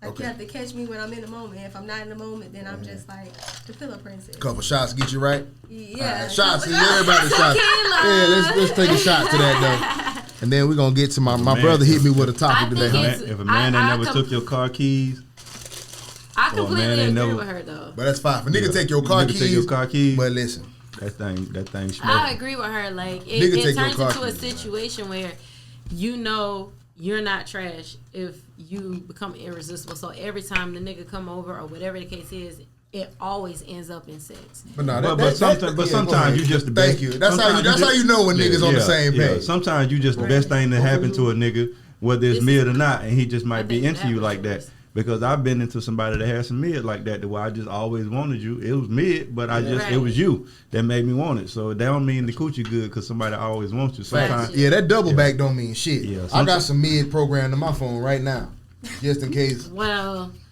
all I can say All is else fails. if I hit her up like it's the best. If you baby. I've with been thinking about somebody and every weekend they come over, or you chilling with a female or whatever the case, and you fucking her 2 to 3, 4 times in one day, that ain't no fucking mid. some niggas just freaky. It's some niggas just horny like that. That's some not freaky though. mid. And some girls just nice to look at too though. You can deal with some mid the nicer it is to look at because I can visually get off on some other shit. And the though. thing about mid though, if I had some mid in this blunt, I had to smoke 2 or 3 of these to get where I'm going. You feel me? But if it's foul, I'm one. Hey, listen. Great point. I have no comeback. So because I done got some fire pussy who when I nutted, but she had to wake me up. I was like, hey, bro, you all right? I'm good. Like, yeah, for real. Straight You ever to had sleep. somebody that you didn't really want to cook because it was a marathon, it was a workout every time? You like, damn, bro, I ain't got the energy to fuck with her today. I'm gonna have to go to somewhere else where a little easier. Nah, I done had some, but there are signs of mid. No, not You know, necessarily mid. I'm just Yeah. saying in general, it could be fire, and you don't feel like being bothered with her. Like sometimes you need some mid. Like I don't want to fire up this shit like this when I got something to do. I smoke some mid. I'm a crab. You feel what I'm saying? You got that fire, I put up with it. I done put up You with said some no, you wild. like the mid at no point in time. I done put up with some wild shit for some fire though, brother. I'm telling you. Most though, people brother. will. I done met a whole. Men What? will let you get away with cheating if you got some fire. He'll find a reason why you cheated. He'll help you. I let a white girl sister call me a nigga. I ain't say nothing 'cause she had fire. That's a true story. I just didn't want to ruin what I had coming. Did you act like you ain't here? Yeah, nah, I just let it go. I didn't say that. She was like, go out there and fuck your nigger boyfriend. I'm like, Ooh, she said that to her? hell yeah. Wow. I heard Nah, it. she would have called hands. I'm sorry, No, male no, or female. No, I call hands. Later on that By night, not yeah, saying shit. fuck your nigga boyfriend. Appreciate you. Oh, we just take it. We just Oh, take it. cheers though, huh, man? Here's the negative STD test. I'm clear. That nigga And said, mid. nigga said, I let a white girl call me nigga. No, not her. Well, her sister. Her sister. I let a white girl call me nigga while she was fucking me though. I like that. That's a turn on. Wow. You wouldn't fuck a white man and call him cracker? I can't do pink meat. Yeah. Black girls say that all the time. You can't do no pink meat? Okay, listen. Look, she frowned up at it. Be honest though. In the world, right? So when you watch movies or TV, is there a white man that you like, okay, white man, like you kind of cute? Handsome but not fuckable. Okay, who was this white man? What movie you playing? We'll I wouldn't figure him even out. say a movie. Like I always thought Robin Thicke was an Yeah. amazing singer. Right. His swagger, everything about him was nice. But I'm not fucking you. And you wouldn't let that pork touch you? That ain't pork. What, huh? What? Man, y'all lying. You wouldn't let Robin Thicke fuck? No. That shit ain't cute. The audacity of you. I swear to God. And Put my me on ex, the pedal. I swear to God. I couldn't. But Robin Thicke already hit something decent in black. Paula Patton, Yeah. She was mean. decent in black. Paula Patton was fine though. Idlewild, Paula Patton, when she started cooking that fried chicken, she lost me too. But I'm just saying though, Idlewild, that bitch was fine though. You didn't think Paula was fine? She's a pretty woman. Hell yeah. But at the same time, I just couldn't do it. I'm a culture person. What's your white man? There's Thor? No. I like Robin Thicke. Rob Thicke, but I don't think it'll be Robin You probably Thicke. like, but you like an old cracker though. You like what's the nigga from Ocean's 11? No. Who you like? I don't know. Like, what's the man? Mick Hottie from Grey's Anatomy.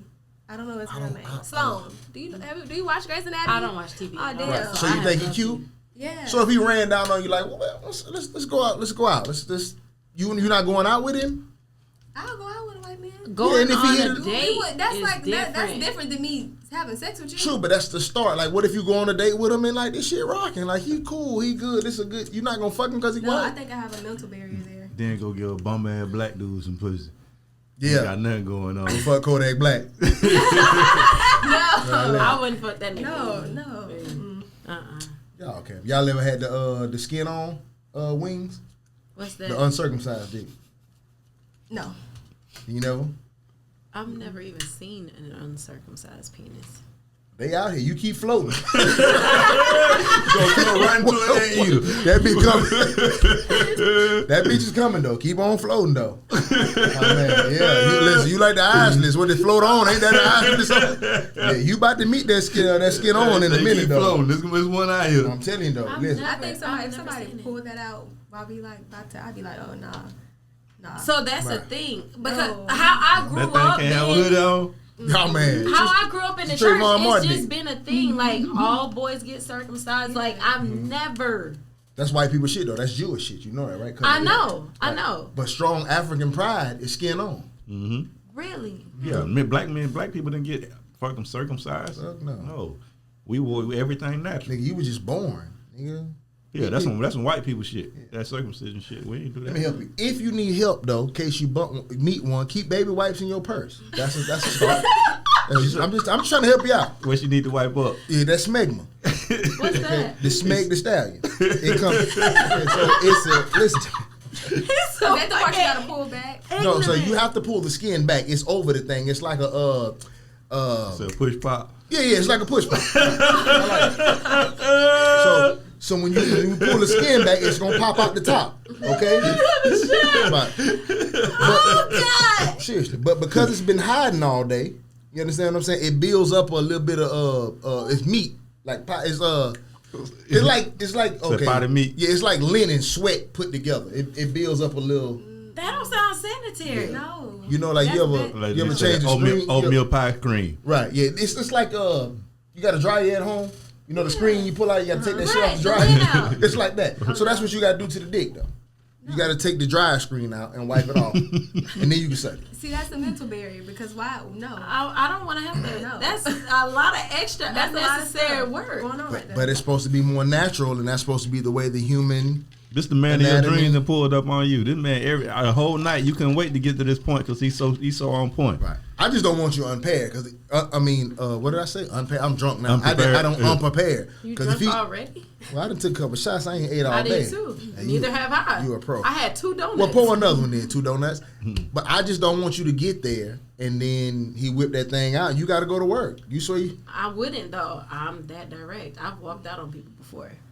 So you just gonna walk out on that dick? I would. If it don't look right to me, I'm not doing it. I'm not. I forgot why I was even about to go. Okay, cool. Enough with uncircumcised dick. My brother had something that he wanted to bring up today. Would you like to introduce the topic, or you want me to float it out? Go ahead, float. Okay, cool. So obviously, this has turned into a bit of a relationship podcast. Even though we talk about everything from music to current events, right? Cool. We frequently hear about men talking about what they want in relationships and women talking about what they want in relationships, right? But my dog said he wanted to talk about, do you deserve what you're asking for, okay?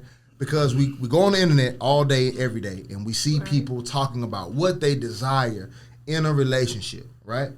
But do you actually deserve the man or woman that you're looking for, right? So I'll put it to you in terms of a woman. This is how I feel in general, and you can comment on how I feel. I feel like women have this standard list of, and I don't want to say standard list, every woman has a different list, but she thinks about that list 24/7.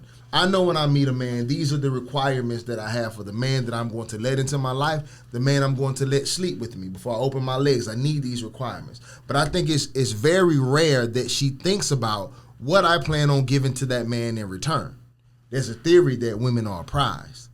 So when you're a prize, the trophy don't think about what it's going to do to compete for the players. The players got to win the trophy, right? Right. Mm-hmm. So cool. Most women are waking up every day thinking about which man am I going to let pursue me. I have never thought about, if I find the man of my dreams, what do I plan on giving him in return?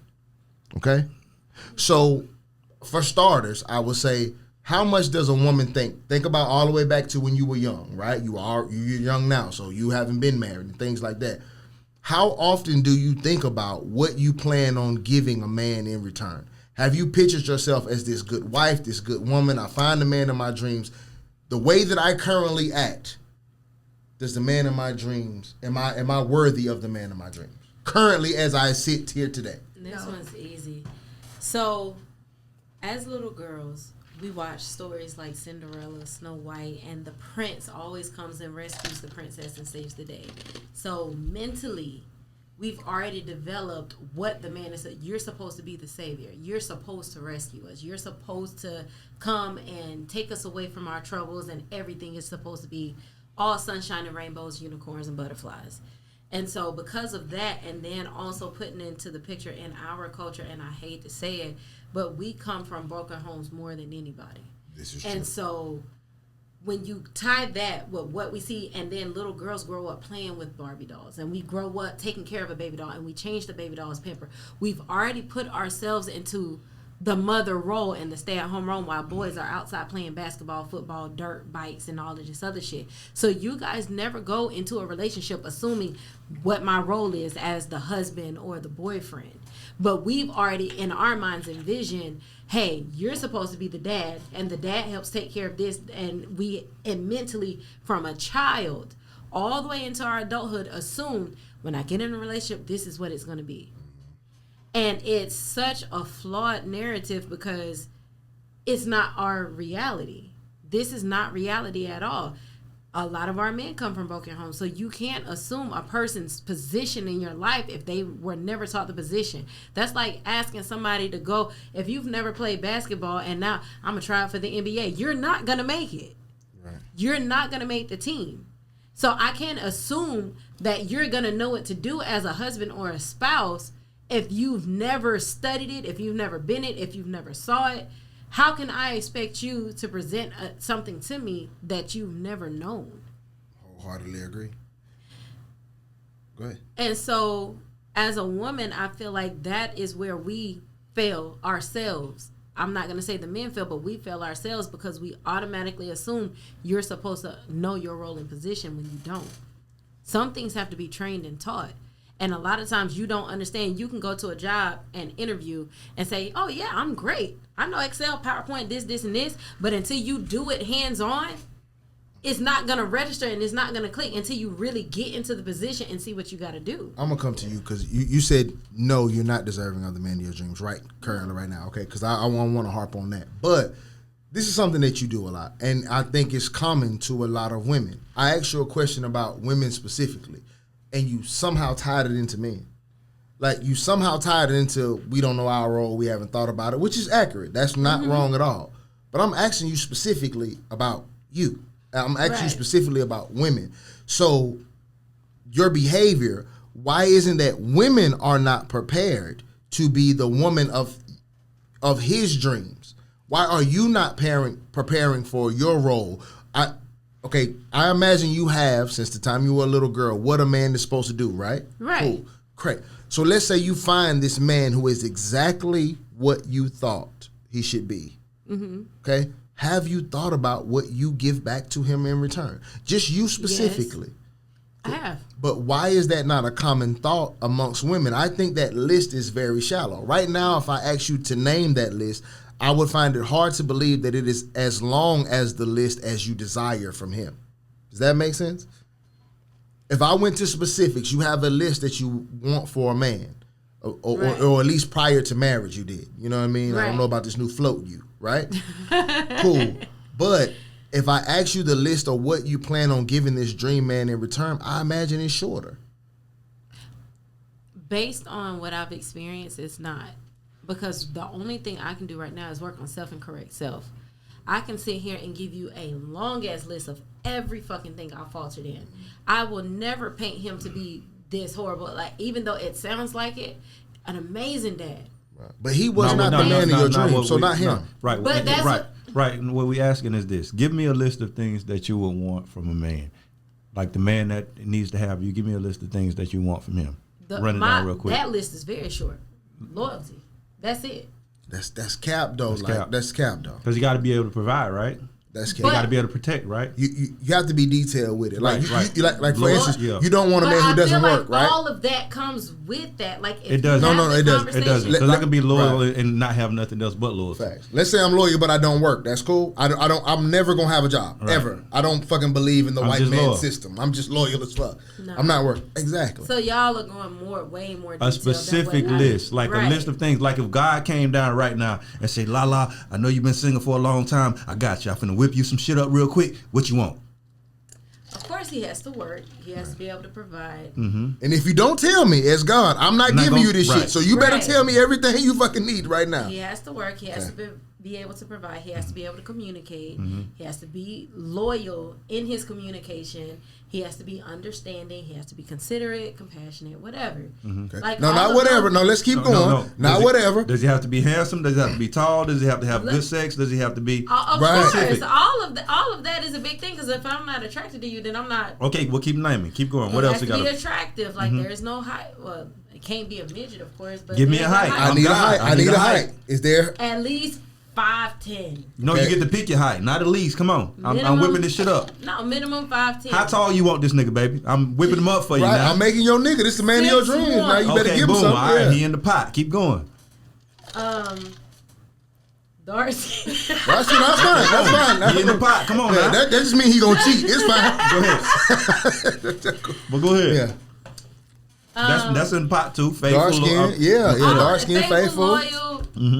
Maintain a home. Okay, we can start right there. That's like 25 things. Right. All right, cool. Now, what are the list of things that you're going to give this man in return for that list of 30 things? Let's go. God finna whip you up for him. What you got for me? Yeah, what you gonna give him back? Let throw you in the pot. You got 20 things. You better stretch it out. You better stretch this because boy, you just named a lot of shit now. Now, what is you? You gonna start saying kind and nice? No, nigga, that's not the same thing. What you got? Yeah. Who are you? Loyalty, come on. Work, take care of the kids, provide, cook, maintain the home, trust. A provider if you need me to be there. No, you don't need that. No. He the provider. You just named that for him. We literally said that earlier. There are going to be times if you can't. Okay, cool. I have to be able not to step in this hypothetical. That's fine. You at 9. Yeah, go ahead. But that's what I'm saying. You at 9. Ooh, damn. Ooh, yeah. Out of gas. Unconditional love, sex, like there's a nigga struggling. That nigga at 12. But you're asking me something. But listen, you asked me something. You was like, what his height got to be like? Of course, I can't say what his height requirement. But he don't have because we don't have one. Right. You've never heard a man say, "Man, that bitch got to be 7'5". We don't give a fuck. Never. But I don't have one either. If she got, huh? You just said 6'1". You say he got to at least be 5'10". But you told me. But you said he at least has to be 5'10". So that's a preference. I don't have an at least. My dog would take him 4 foot 2. You gonna take a midget? I said, what? He sent me a midget today. You want to see the DMs? So you don't have a height requirement. So you'll talk to a girl that's like 6'10". What? Will I? Man, what? I don't give a fuck. No, I'm finna show you just so you think we ain't lying. What that is right there. That's crazy. She definitely tiny. Yeah. She a little person. Oh man, but that ain't little Lizzy. She moving. That ain't no me right there. Yeah, God took her height though. You say it's only a little bit of it, but ain't no me. There's some fat. Right. You want to know how I know? Never mind. Nah, I want to know now. Huh? I want to know now. She got sideburns. I thought you was finna say She don't understand. She don't but understand. That's the thing. sideburns Like mean everything. I can't say what a man expects from me. He has to tell me, and this is where the communication is important. But here's the thing though about that. So the point is, it's like I would never have a requirement for a person that I'm not willing to give. Okay, so if I name whatever I name, I can name back for myself. Right. So it's not about what you desire. If I request you to be loyal, I can be loyal. If I request you to be trustworthy, I can be trustworthy. So if it's 20 things that I can require from you, there should be 20 things that I've already thought about I can That's offer. what made that not fair, because I can't request myself to be 6'1". But here's the thing though. That's part of it for a lot of women, because I could be all of the things that you desire, but I'm 5'2" and you won't fuck with me. So I have to be something else. That's a part of it. I could be all those things you name, loyal, provider, everything, but I'm 5'1.5". You fucking with me? Right. No. But at the end of the day, you're still the same way men are visual creatures. Mm-hmm. You're attracted by what you see. The little person that you just showed, she was an attractive female, right? Mm-hmm. It's the same thing for women. We have a preference. It's not always a requirement. Like, there are certain things. Like me, I like men that are more athletic. I like men that are in the gym, physically fit. However, I've been approached by a guy that's more husky. He might not work out every day, but he does work out occasionally. I can deal with that. Mm-hmm. But him being in the gym, dedicated, ripped abs, six-pack, in the gym, walking around like he fucking Arnold Schwarzenegger, that's not a requirement. And I'm fine with that. But the point that I'm saying is, there has to be some level of closeness that you desire. We went to 20 or 25, and you stopped at 12 to give him back. But because y'all were telling me to go, were they not telling me to go more detail? What about the height? What about this? Because those are things that matter to you. If it didn't matter, you would have been like, no, I don't care what height he is. But I said that. No, you said at least. At least. That means you care. At a minimum 5'6", and you said say, no, be more specific. Let's went down to 5'6". is my height. Right. I don't want some. But that's still an at least. Like, do you have a height preference? I can't talk to no man that's my height. How tall are you? I'm 5'3". So you can't talk to a 5'4" dude? No. Why not? Just tell me why not. And there's nothing wrong with either of these answers. Like, we were just curious to know how females think and feel. I have to have something to look at. That's not really anything for me to look at. Like, look at it. Yeah, so he didn't even count as a whole person. No, like, in a sense, I would be like, this nigga be 5'4" handsome, and he ain't enough. Niggas swear I ain't nothing to look at. Do I not exist? But you know what's weird? A lot of women equivalent height to security and protection. I understand, though. It's a weird thing. So for me, like, I've talked to a guy that's my same height, and we were cool as hell, and we actually dated for a little while, and I was okay with that. But if you're shorter than me, it's like, nigga, I'm looking down at you. Like, I don't like that. But what if you're a UFC champion? He only 5'6" though. I don't give a damn. You say you need height and protection. You know he gonna whoop anything. He's just 5'6". Mm-hmm. But I'm 5'6". I'm okay with 5'6". Nah, but this 5'6" motherfucker, you done seen him put men to sleep. I'm okay with 5'6". I never said he couldn't be 5'6". Nah, he's shorter than what you would like. The funny part is, we always talk about how women feel and making sure they secure and feeling good about themselves. That nigga said you ain't nothing to look at. God damn. Can't even. Do you know 5'4" niggas watching this? Like, fuck. Them niggas like the. It's a dumbass show. I ain't nothing to look at? That's aggressive, dog. Yeah, that's hell. Boy, y'all hell though. Okay, so you say you're not the woman for the man of your dreams today. No. I like her honesty. I'm very self-aware. And because I'm self-aware, I know that if I was to get the man of my dreams right now in this current state that I am, and it would be horrible. Okay. I would do more damage to him than he would do to me. Now, that is a fact. But what if he shows up today? You don't know the time and the place. You good? Everything straight with you? Yeah, you good. You good. Okay. What if he shows up today? What, tomorrow at the gas station, after leaving the podcast, he pop up? Why are you not preparing? Why have you not, you know what I mean, start working on self, getting ready for? Of course I am in the stages of learning and developing. Yeah, it's cool. Developing myself. And it's because I'm in those stages that I know that if somebody was to come to me at these moments and try to love me, I wouldn't be receptive to that. Mm-hmm. So what's not ready? I'm curious. What do you think's not ready for him right now? You meet the perfect guy and somebody asks you, like, girl, what you gonna do to hurt him? Like, you said you ain't ready. What do you think that's not ready to be with a man like that? The own understanding that I have of myself I have like communication issues. I have barriers. I have, you know, things that I'm not in a point of compromising, where in relationships you need to compromise. Like, I know that I don't have those things. I know that I don't possess those qualities at this moment. So it wouldn't be beneficial for me to get with someone or, you know, invite someone in my space and I'm not in that moment, because they're going to be trying, and I'm not going to be receptive to it. And then it's going to put a block for them. Right. And then they're going to take that block and apply it to someone else because of something that I didn't provide to them. Hey, man, sound like you just a black woman to me, but I fuck with it.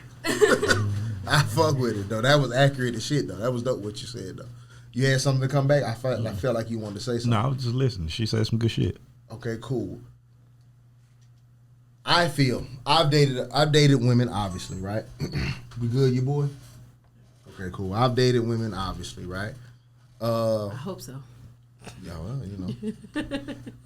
So it's a new world we live in. But I often feel like women do not offer the things that they require. I come on the show all the time and I speak on self. I feel like I'm a great boyfriend. I've altered that a little bit because I realize there are things that I do not exhibit that I wish I could exhibit. I think I need to be more of a provider. I'll explain to you, right? So I had recently fell in love with a woman who had kids and she was coming out of a divorce, right? Now, I've always fancied myself a great boyfriend. I'm attentive as fuck. Like, you know what I mean? When I'm into you, I'm really into you. You get what I'm saying? More so than the average man. I'm transparent. I'm honest. I have not cheated. I don't say I don't cheat, but I have not cheated in 12 or so years, right? So I feel like I bring a lot of good things to the table, and I'm fucking phenomenal with children. Like, I have custody of my kid. I raise my kid on my own. So if you have a prior situation, I'm great with your kids, right? But one of the things that weighed on my previous relationship was she was going through a lot of divorce shit. You can relate to that, right? Gets kind of expensive, doesn't it? Hell of expensive. Facts. She was coming from being a stay-at-home mom to now providing for herself, paying her own bills, and fighting a divorce, right? I feel like as a man, I should have been able to show up and take care of those things for her, right? Do you feel like as a man, I should have been able to do that? I disagree. You disagree? I disagree. Go ahead, okay, but as a man, do you feel like man to man? Yeah. Right. I feel like as a man, I should have been able to show up and take those burdens off her shoulders. Not only just as a man, being an opinionated man. I'm not like a docile creature. Right. So the audacity of me to come in and have man attitude without man action, without man pockets. You got to come with some pockets with that shit. You feel me? So that was one of the things that I struggled with as a man. You get what I'm saying? So I kind of tailored that great boyfriend thing. But prior to that, I've been 25 years old, making $160,000 a year. I worked offshore, right? So I've been good in these situations, right? So I've had women, I've been in love several times, and I've had women require a lot of me. And I'm one of those rare dudes who's able to give that. I had my father. I watched my father submit to my mother. Black households, that sounds crazy, but the man is submissive. Even though my dad had the money, my mama ran the show. My mama was the big attitude in the house, right? So I learned from that. So I have that same mentality. But all of the things that those women were asking of me when I had these relationships that I were in love in, they did not give back to me in any way, right? They always prepared for when the relationship was over. I didn't. Right. You get what I'm saying? They always had a fear of being a nurturer. I was in love with some black women who didn't even necessarily want to be moms. Like, you get what I'm saying? Not that they didn't want to, have children, but they were so concerned with the things a man would be concerned with, like career, finance, and I need to own a home. And I'm like, hey, no, that's for me, baby. You get what I'm saying? Right. So my experience is when a woman demands all of these, but they were very traditionally demanding. So even though they didn't operate in tradition by far, they were traditionally demanding. The courtesy that I had to show them, the romance that I had to provide them, the provision, the job. You gotta basically be old school and they don't. Facts. I had to be the gentleman that they read about in the books, but they got to be a new age woman. Right. Which was none of the things I needed. Yeah. So that's what a common experience for me. Yeah, I just feel like it's the audacity and delusion. And my biggest issue, like if you're a woman of a certain stature, you should demand a man up to your stature. So if you're somebody who has a lot going on, there's nothing wrong with you asking for certain things or demanding certain things. So there's nothing wrong with having demands in general, right? But my issue is that when I look out into the crowd and I see in the comments women who have zero to offer with the same list as the woman who has everything going on. Your list should not be the fucking same. You should be asking for a lot less because you bring a lot less to the situation. You feel what I'm saying? And it's like people say all the time that these are tired arguments, but we never kind of get to the bottom of them, so that's why they keep happening. Right. And it's like nobody's going to take accountability of their side of it, so we keep having the conversation because it's like you say, every time you ask a woman something about a woman, she deflects and makes it about a man somehow. You feel what I'm saying? Mm-hmm. That's not taking accountability. And as long as you're not taking accountability of something, we're going to always have an issue. You feel me? So both sides got to take accountability. Women have to be able to look in the mirror and say, hey, I'm like, because there's levels to everything. We might front and say, you tell your friend she the most beautiful girl in the world, but you know her limitations. You know what she's capable of achieving out here. You feel me? So it's just like we have to be able to accept our level sometimes. Like if you fucking if you're a dude and you 5'4", hey bro, bring it down a notch. You feel what I'm saying? Right. So it's just like we have to face the reality of what we are. Nobody wants to look in the mirror and see their true self. We want to see the version of ourselves that's in our head, but we're not looking like what's in front of us. I'm gonna give you and we'll do shit like this, right? Angela Simmons just had a photo shoot, and she came out with no Photoshop, natural body, and all of this, right? So it's just like more power to her, you feel what I'm saying? And everybody praises that, right. You feel me? But it's just like, not only do they praise it, they'll then compare that to somebody who's busting their ass in the gym. You feel me? You feel somebody that goes crazy, okay, right? In a fashion to where it's just like, all right, yeah, these bodies are in, these bodies are not now. You feel me? And I'm just like, baby, like they both beautiful. You feel what I'm saying? But it's like now you're comparing it to something to where the reality of it is like, bro, like we understand what looking like what's in good health and what's standard. You feel me? Like we can go take a test right now and it'll tell you if you're healthy or not. Or a doctor can look at you and tell whether you're healthy or not. But back in your community, there's gonna be a woman that tells you just fine like you are. So you saying Angela Simmons? I'm not saying that. So no, we're not doing that. I'm just saying she look healthy. Listen to me.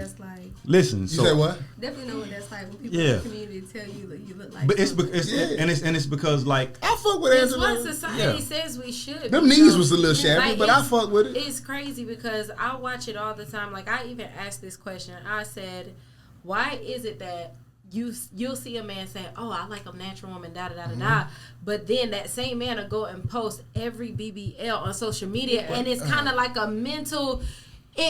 Listen, y'all gotta stop. It's a mind fuck because it's like, okay, you're saying that this is what you want, but that's not what you're pursuing. And I've had that happen before. Listen, ladies, for all times, stop trying to be what we want and be what we need. Stop looking at. Listen to me. Coming from the perspective of a man, you have to understand how women are because we're naturally. But here's emotional. the access. You have access to one. Right now, I'm telling you. So going forward in your life, apply. You get what I'm saying? I understand that you felt like this before, but now that you have access, apply this into your life, right? Cool. I'm a wild boy. You get what I'm saying? He sends me midgets, bitches with massive titties out here. You get what I'm saying? My girl probably won't ever be a midget or have no titties out here, and she's just fine. It's just wild, different shit to look at. Like, okay, cool. That girl has a BBL and she might look good in them clothes and we'll share that and we'll fuck with our dogs about it. It's just male camaraderie. Right. You understand? Mm-hmm. But I understand she look like a scarecrow when she take it off. I don't want that. Like, I understand that. That's why I'm not with scarecrow. You get what I'm saying? I'm with you for a reason. Right. So listen. So stop. That goes with encouraging the person you listen. Go ahead. Hold on. So this is the goddamn problem right here, bro. That's more shit to the list. It's like me choosing you ain't enough. Now I gotta encourage. Now I gotta cheer. But now I gotta make you feel about. I gotta make you feel a certain. Hold on. Back to how women feel. You gotta understand. Listen, but you gotta stop feeling so goddamn. You can't feel every goddamn thing. You feel me? Like, so my thing is this: is that we don't have these conversations with men. You feel me? Like a man can't have all that room. If you told him he was handsome today, that had to be enough. You feel what I'm saying? He can't be like, well, damn, you ain't rubbed my back. You feel me? You add more shit to the list. But here's the funny thing. Now you ungrateful. She just complained about that before the show. I don't know. Can I talk about what you told me before the show? The trainer? Right. She was just like, she training the dude, right? She trained on the side, right? So she was like, the dude just went off on her, like, I feel like you don't call me. You don't got enough time for me. So she complaining about the same thing you just said. Like, damn, bro, I just work with you. Right. I ain't got time to call you on the side, too, though. So it's the same. But it's the same. No, it's not the same thing because you're not my nigga. But you're not my boyfriend. We've never had sex. We've never met in person. Right, but I that's not trained you. Right. That's not the same thing. But when I am your dude, like I chose you. We are together. You feel me? So why do I have to keep coming? That's like you buy a car and you got the pink slip and you keep going to check the title to make sure it's yours. It's there, baby. It ain't going nowhere. So it's and just I like get that, but that's just like with a man. But y'all don't. But do if y'all? your girl never gave you attention, are you gonna feel appreciated or loved? Or if she never complimented you, or if she never? But those are extremes. That don't mean I'm not giving you attention because I like a BBL. Like, I give you attention. I give you a lot of it. You just. Okay, I don't. That one girl I posted. I like. Let's say your man, like, he not supposed to be liking pictures, right? I agree with that one. But let's just say, for instance, go ahead. I don't mind you don't that. Care? I don't care. I don't care cool. about him. A picture is a picture. But I agree he should be. First of all, it's wild if you like a girl picture with like 1 million followers. Like, bitch, you think she gonna see that? That's wild. Like, what the fuck was that all about? So if she don't have 1 million followers, he liking the bitch picture that know him, and then that's kind of wild. Like, but you know she want to see it, right? Exactly. So both of them, like, your man, it's like a nudge. Exactly. Yeah, that's exactly what it is. Like, hey, I see you. Okay, cool. So I'm with you on that though. But so he like, let's just say hypothetically he likes a picture or he even shares the worst case scenario. That's the only time he did that. How am I showing her more attention than I show you? I'm with you every fucking day. I like one of her pictures. So I'm encouraging her, but I'm not encouraging you. I fucked you yesterday. Straight up. Right. So how was that not? It's just one. She was just looking good today, baby. Like, yeah, do your thing, bitch. That's all I was saying. Right. And I'm not encouraging her. I'm just giving you the hypothetical that you're giving me. Like, so don't say I don't encourage you. And I like her picture one time. Now all of a sudden I'm all over her. Like, I don't even know this bitch. You get what I'm saying? It's a case by case scenario. It depends on what happened prior, what's happening. Well, listen, bro. A woman gonna be trying to get out of some shit, boy. You ain't gonna never. I'm not getting out of anything. Boy, she a weasel, boy. You can't tie him up, boy. Man, I'm telling you, boy. God damn, she cut the rope. Got? I can see like she want. She over there looking in the air. That's how I know you want to say something. A whole different subject to get off your ass. You know, McDonald's got the 10-piece too. That shit ain't real chicken nuggets like burger. Like, bro, that ain't what we talking about. But liking a picture doesn't bother me. It's more of, okay, I guess because I think a lot, and a lot of times I know me, I overthink everything. Yes. And so because I overthink shit. When a guy likes a picture of a woman and you're telling me, and I'm a very verbatim person, I'm very direct. So if you tell me, yeah, I like a natural woman and she got to be da-da-da-da-da, but then I see you comment on somebody else's page like, damn, girl, you bad, and she BBL'd up or whatever. What is that? Like, it's how my mind processes But the question is, what does that take away from you, even if he does that? It doesn't take away anything from me, but because everything is based on what I've already gone through. Because I've dealt with insecurities, it's like, well, damn, am I not enough? Do I need to get a BBL? And this is why most women go and get the BBLs, and they are perfectly fine how they are. Do women see how everything's tied back to us, brother? Women can't take nothing on their head. But I'm telling you, I'm cool with accepting everything. But you just said this is why most women don't get it, so it's our fault. No, I'm going by like my homegirls and my friends and different people that I've had these conversations with. This is what they say. Like, do y'all know that men aren't responsible for y'all insecurities? Boy, you'll be canceled. Because every time a woman talks about her insecurity, it's a man that's making her insecure. A man cannot make you insecure. A man can only confirm your insecurities.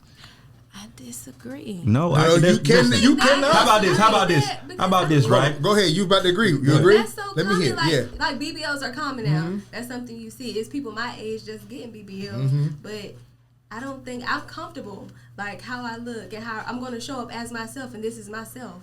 So I'm not, just because you liking something on Instagram, it doesn't take away from me. I don't care about it because that's just what you like. It's a visual thing. That's just like me going to liking somebody post with a six pack and you don't have one. Right. Well, I'm gonna whoop you, but yeah, you're right. You're exactly right. But I'm not talking about just a physical attraction to a person. That's natural. You're gonna see something that looks appetizing. You're not gonna go to a restaurant and eat some shit that look like shit.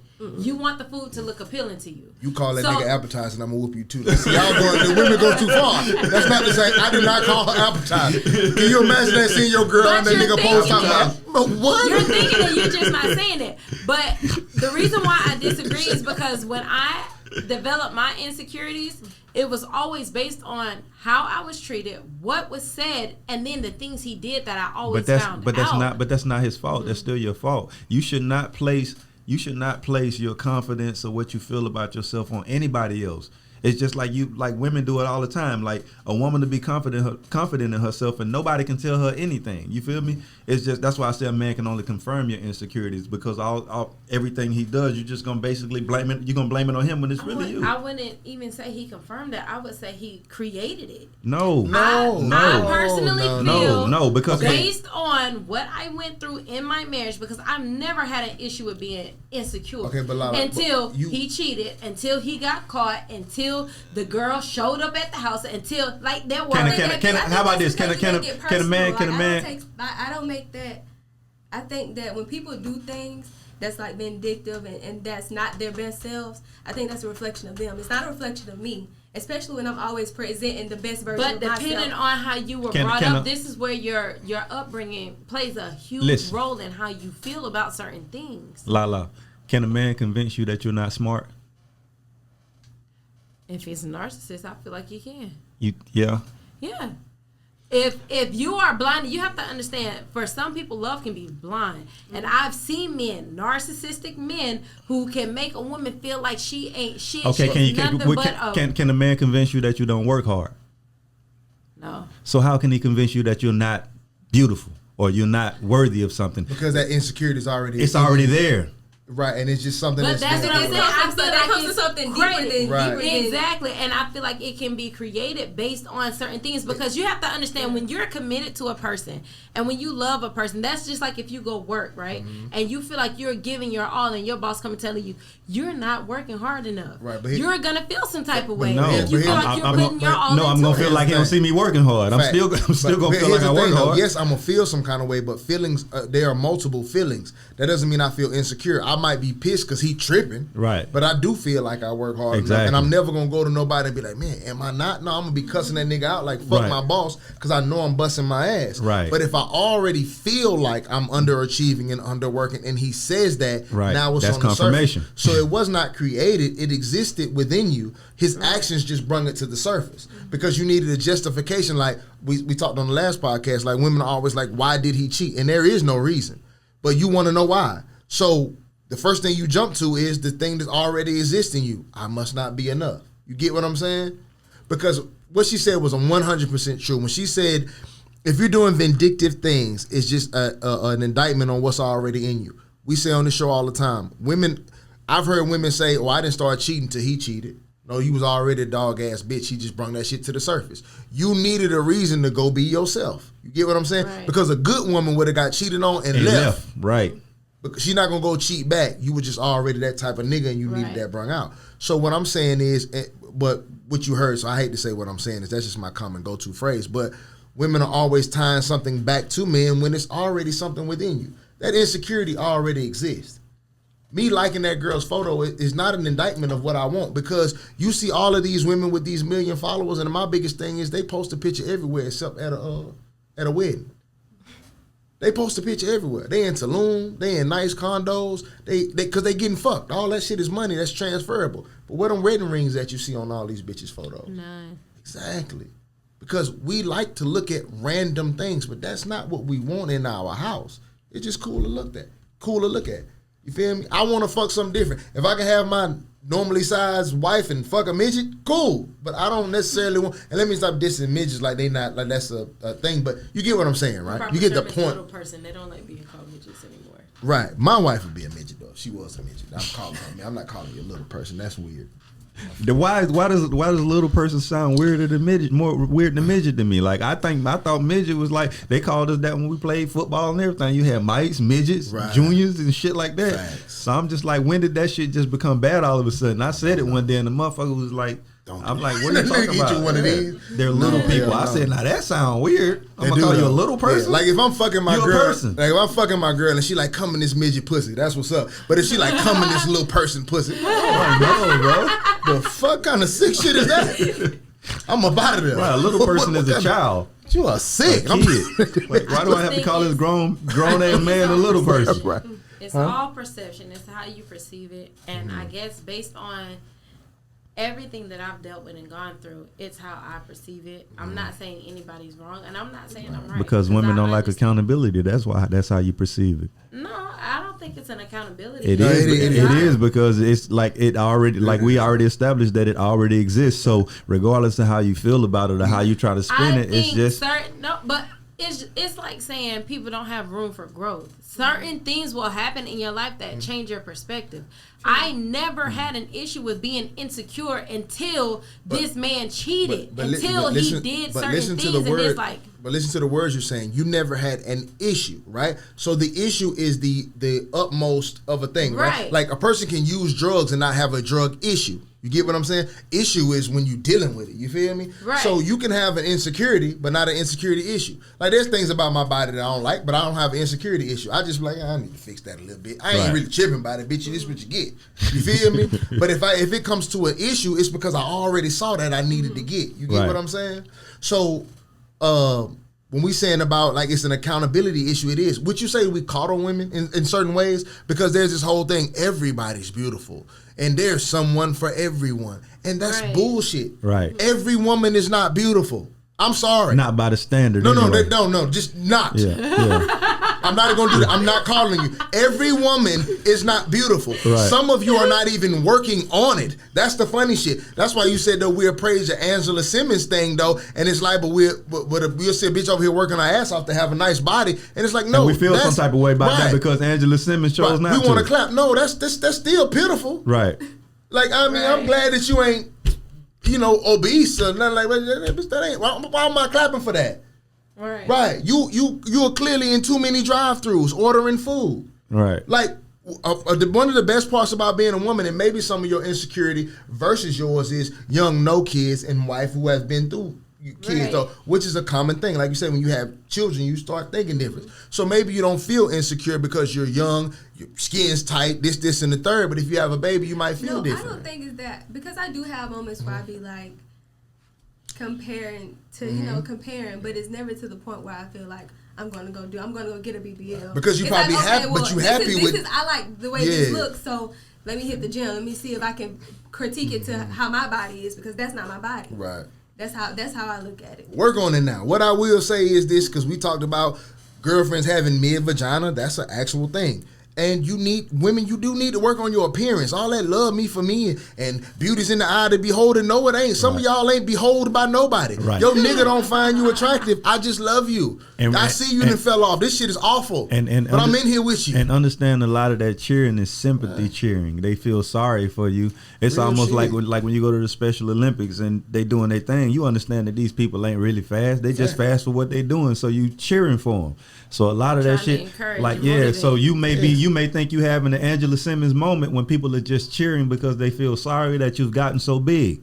Right. Yep, you feel me? And they just don't want you to feel bad about being big. They're trying to make you feel good about yourself. Like, go ahead, girl, but if I woke up looking like you, I want to kill myself. It's charity. Right. Yeah, it's charity cheers. So you got to be aware of that. And that with that whole situation, I was just like, bro, like, yes, she still looks good, but some of these are charity cheers, because at the end of the day, you're not gonna come tell me you prefer her like this versus when she was in the gym. Right.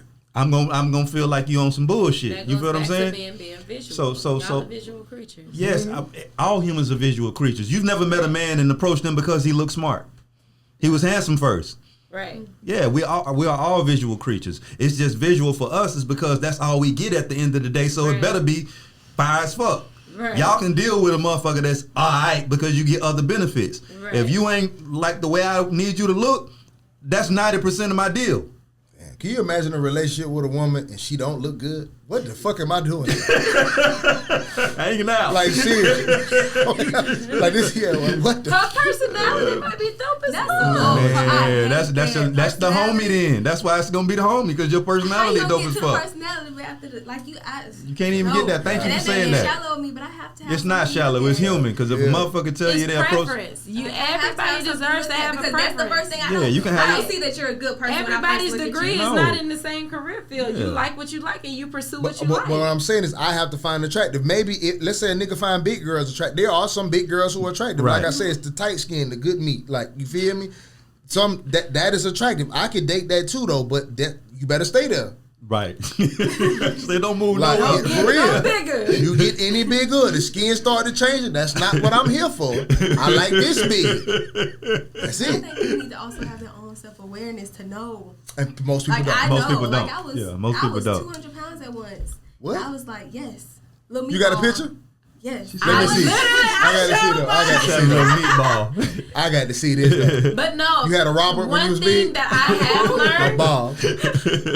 No. One thing I have learned though, confidence can speak volumes. There are women who can be butt fucking ugly, but their confidence. Do you believe that's bullshit too? That's the same. That's the bullshit lack too. of self-awareness on the other side. Yeah, that's bullshit. I come out the door like this so you can't tell me I'm ugly. But I've seen situations where even though she's like that, she can have a dope ass personality, and even though a nigga knows she ugly, they will still entertain it and pursue Let me it. tell you something you don't know about ugly women. Tell him. You know that mid pussy God gave you?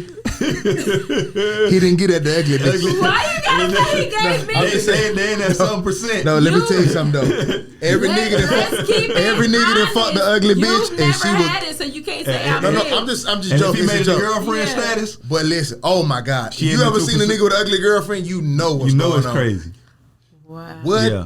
Yeah. Listen, if I got a homeboy and his girl ugly as fuck and he leave around me, we might our friendship gonna get So tested. y'all have a conversation. You wasn't no after the 200 fact. pounds. Yes, I was. Look, he's zooming in. That's a lot of zooming though, boy. You had to get in there. And that's the thing that goes back to people telling you that you like your environment or your You your good, girl. You telling still look that good, girl. You still look good. Yeah, but it's Whole okay. time Let I'm me over see. here hard I'll breathing. fuck I can't you. breathe for real. You got George Foreman hands. No, them boxing hands though. You carried your weight in your hands. Look at them hands. You said 20 in his That hand. it What? doesn't look 200. No, it don't look A lot of 200. people said that about me though. You got I was embalming fluid in your 200 nose. He said you got a Look ball. at you. Ain't look at the hands though. You just looked at it though. That's the only thing though. But you don't look 200 at all though. Like you look good at what? She No, you didn't don't look look. 200 at all. No, hell no, girl. You had to put on a dress, some gloves. I'd have fucked you. Hell yeah. That shit looked alright though. But I forgot what I was. Man said a dress and some gloves. Oh man, yeah, I need to do like the church gloves. No, the sports car gloves with the fingertips out. Yeah, every woman is definitely not beautiful. I just hate to ruin the fucking party, but it's because you're not working on it. Like, there's gym memberships available to everybody. You don't need a BBL. I'm not saying you got to be this ripped, abbed up person. It takes very little for a woman to be beautiful. You're blessed with these natural things. Skin, beautiful hair. That's one sign of bad pussy too. Eczema bumps on the shoulder. So as men, y'all remember that. If you take her out and it's hot and she got goosebumps, That ain't even mid. trash. That's pussy. the worst. Pussy trash. That's just big That boy trash. says hot and you got goosebumps. What? Take your boy word for it, dog. The worst. The worst. You gotta be a little bit nicer. Nah, it's the worst. He The ain't lying. eczema skin. The worst. It's the worst, especially if it's on the shoulders. Like right here. Yeah. So just give her a hug in the summertime. If it's goosebumps up here, don't do it. That is trash. With or without the rubber, it don't get no better. Just tell you from the I can't stand you. All right, I'm gonna ask y'all a general question and we'll close out. I made this. Y'all mentioned Chris Brown before we left. Also, before we leave too, though, let me say about Brittany Griner. I think it's irresponsible that we have a show and a black woman is being held as a prisoner of war. Okay, cool. Y'all know about that, Brittany Griner, the basketball player who's being held in Russia. Right. I do feel a way about them saying she's being improperly detained. There's no proper way to be detained. Not necessarily that. Sense. You're in another country. Mm-hmm. Laws are different. You broke the law. Right. I can't say you're improperly detained. Right. You broke According to their laws and regulations. Right. We just know that if the war was not going on, if there was not a beef between Russia and America, they would have excused it. Right. Because of who she was. She plays ball in Russia. So that's the problem. I also have a problem with people saying, especially Brittany Griner's coach, I forgot your name, so no disrespect to you. Her saying if it was LeBron, she would have been back. Man, cut that fuck shit out, bro. Let's stop acting like the worst thing you can have as a POW for America is a black person. Right. Male or woman. If you're in another country and you trying to get some leverage on America and you kidnap a black person, you waste of time. What the fuck are you doing? They laughing at you over there, and you want back a Russian arms dealer? Like the nigga they want to trade Brittany Griner for is like a nigga who sold 300 AK-47s to Colombia, like for a nigga. Not doing it. Say that's not an even swap, right? So I do have a problem with that, but. Chris Brown. I do wish Brittany Griner the best. I don't know what we could do, but just keep it alive. And shit you can do. Because right. Folks ain't studying it. All these protests and all that. Them folks don't give no fucks about none of that. They don't though, especially that not shit that we pull on each other does not work on them. You cannot march and make Russia give a damn. Yeah, Russia don't give two fucks about none of that. You better. You gonna have to have some firearms. Ain't no goddamn protest gonna stop that. Well, so, okay, y'all fuck with Chris Brown. Do you feel like he's a legend for his young age? He's not so young anymore, but you would consider him a legend, right? So first week sales mean a lot to an artist, okay? Mm-hmm. Drake's first week sales on that bullshit album he dropped where it sounded like he had on house shoes with no socks. Y'all know that album he dropped, right? 210,000 was his first week, okay? Kendrick Lamar dropped his album, 295,000. J. Cole dropped his album, 288,000. Chris Brown, I feel like, is an equal star, 70,000. If not bigger, 70,000 albums.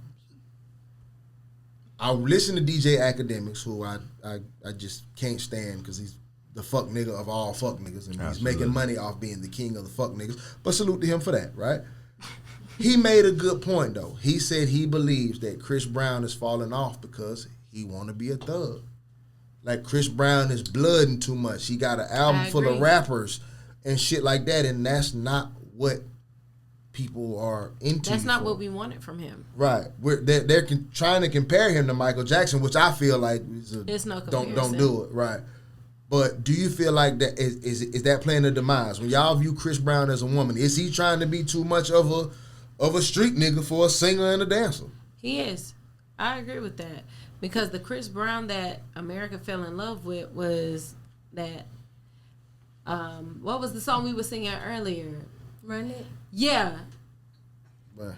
And now, after the whole abuse thing with Rihanna and everybody's moved on, and like he started kind of falling back after that, but now like everything with your entire image has changed.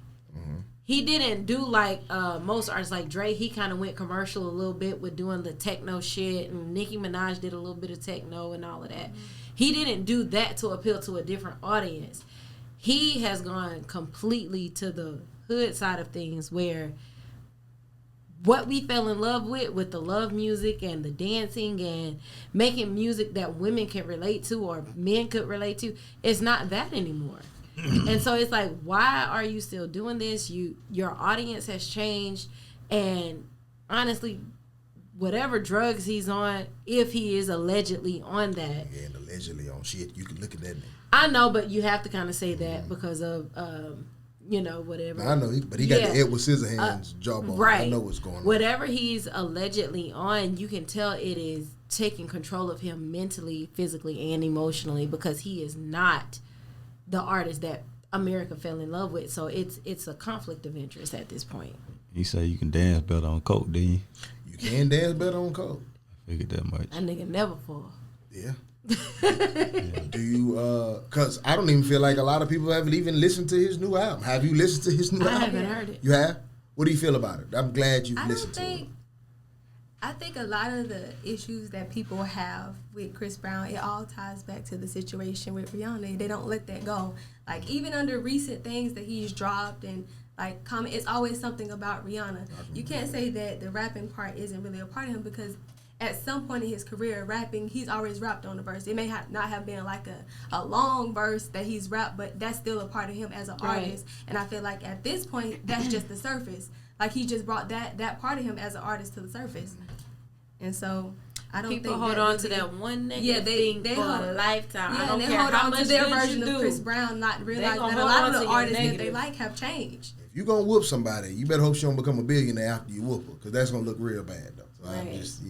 But I do agree. I do think they hold on to that. But Chris Brown has also always dropped a bit of a rap verse here and there though. But this is a different Chris Brown. And to his credit, when you get on at 16, we do this to all child stars, which is horrible.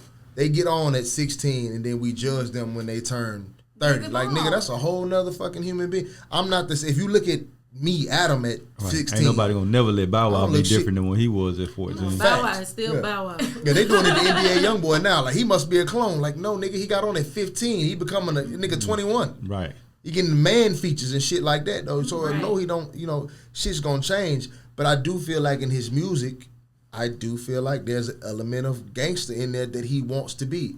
Because he is around Bloods. When you move to California and you get affiliated sometimes. Them gangster niggas are in all aspects of music, whether it's security, But is that in the not building. him though? Like, was that not him before the family? I don't think it was. Like, I don't think at 16 he was thugging. I don't think he's wasn't. ever done no gangster. It's hard to have a career like that and be thugging. Yeah. not like deep in, like just in the slightest way. You ain't even. That nigga didn't turn into a thug until after he That man was on tour for 10 years straight. That's a fact. He did it. This thug Chris Brown wasn't thug Chris Brown until after the situation with Rihanna. I don't care what anybody says. Before the incident with Rihanna, Chris Brown was the lovable, the all-American, African-American pop singer, whatever the case was. After the situation with Rihanna and all of the abuse allegation, it's like he flipped. But he was a kid then, and then when he had the situation with Rihanna, it's kind of like you have to now create a tough skin and create this tough version of yourself to show to the world. But who else would embrace you when the world turns on you but a gangster? So if the world turned on you, who else would he have? Like, them gangster niggas though, it's payola. As long as I'm still on payroll, man, my nigga, that shit wasn't that bad, big dog. we fucking with you. You get what I'm saying? Right. I just find it amazing that he only sold 70K.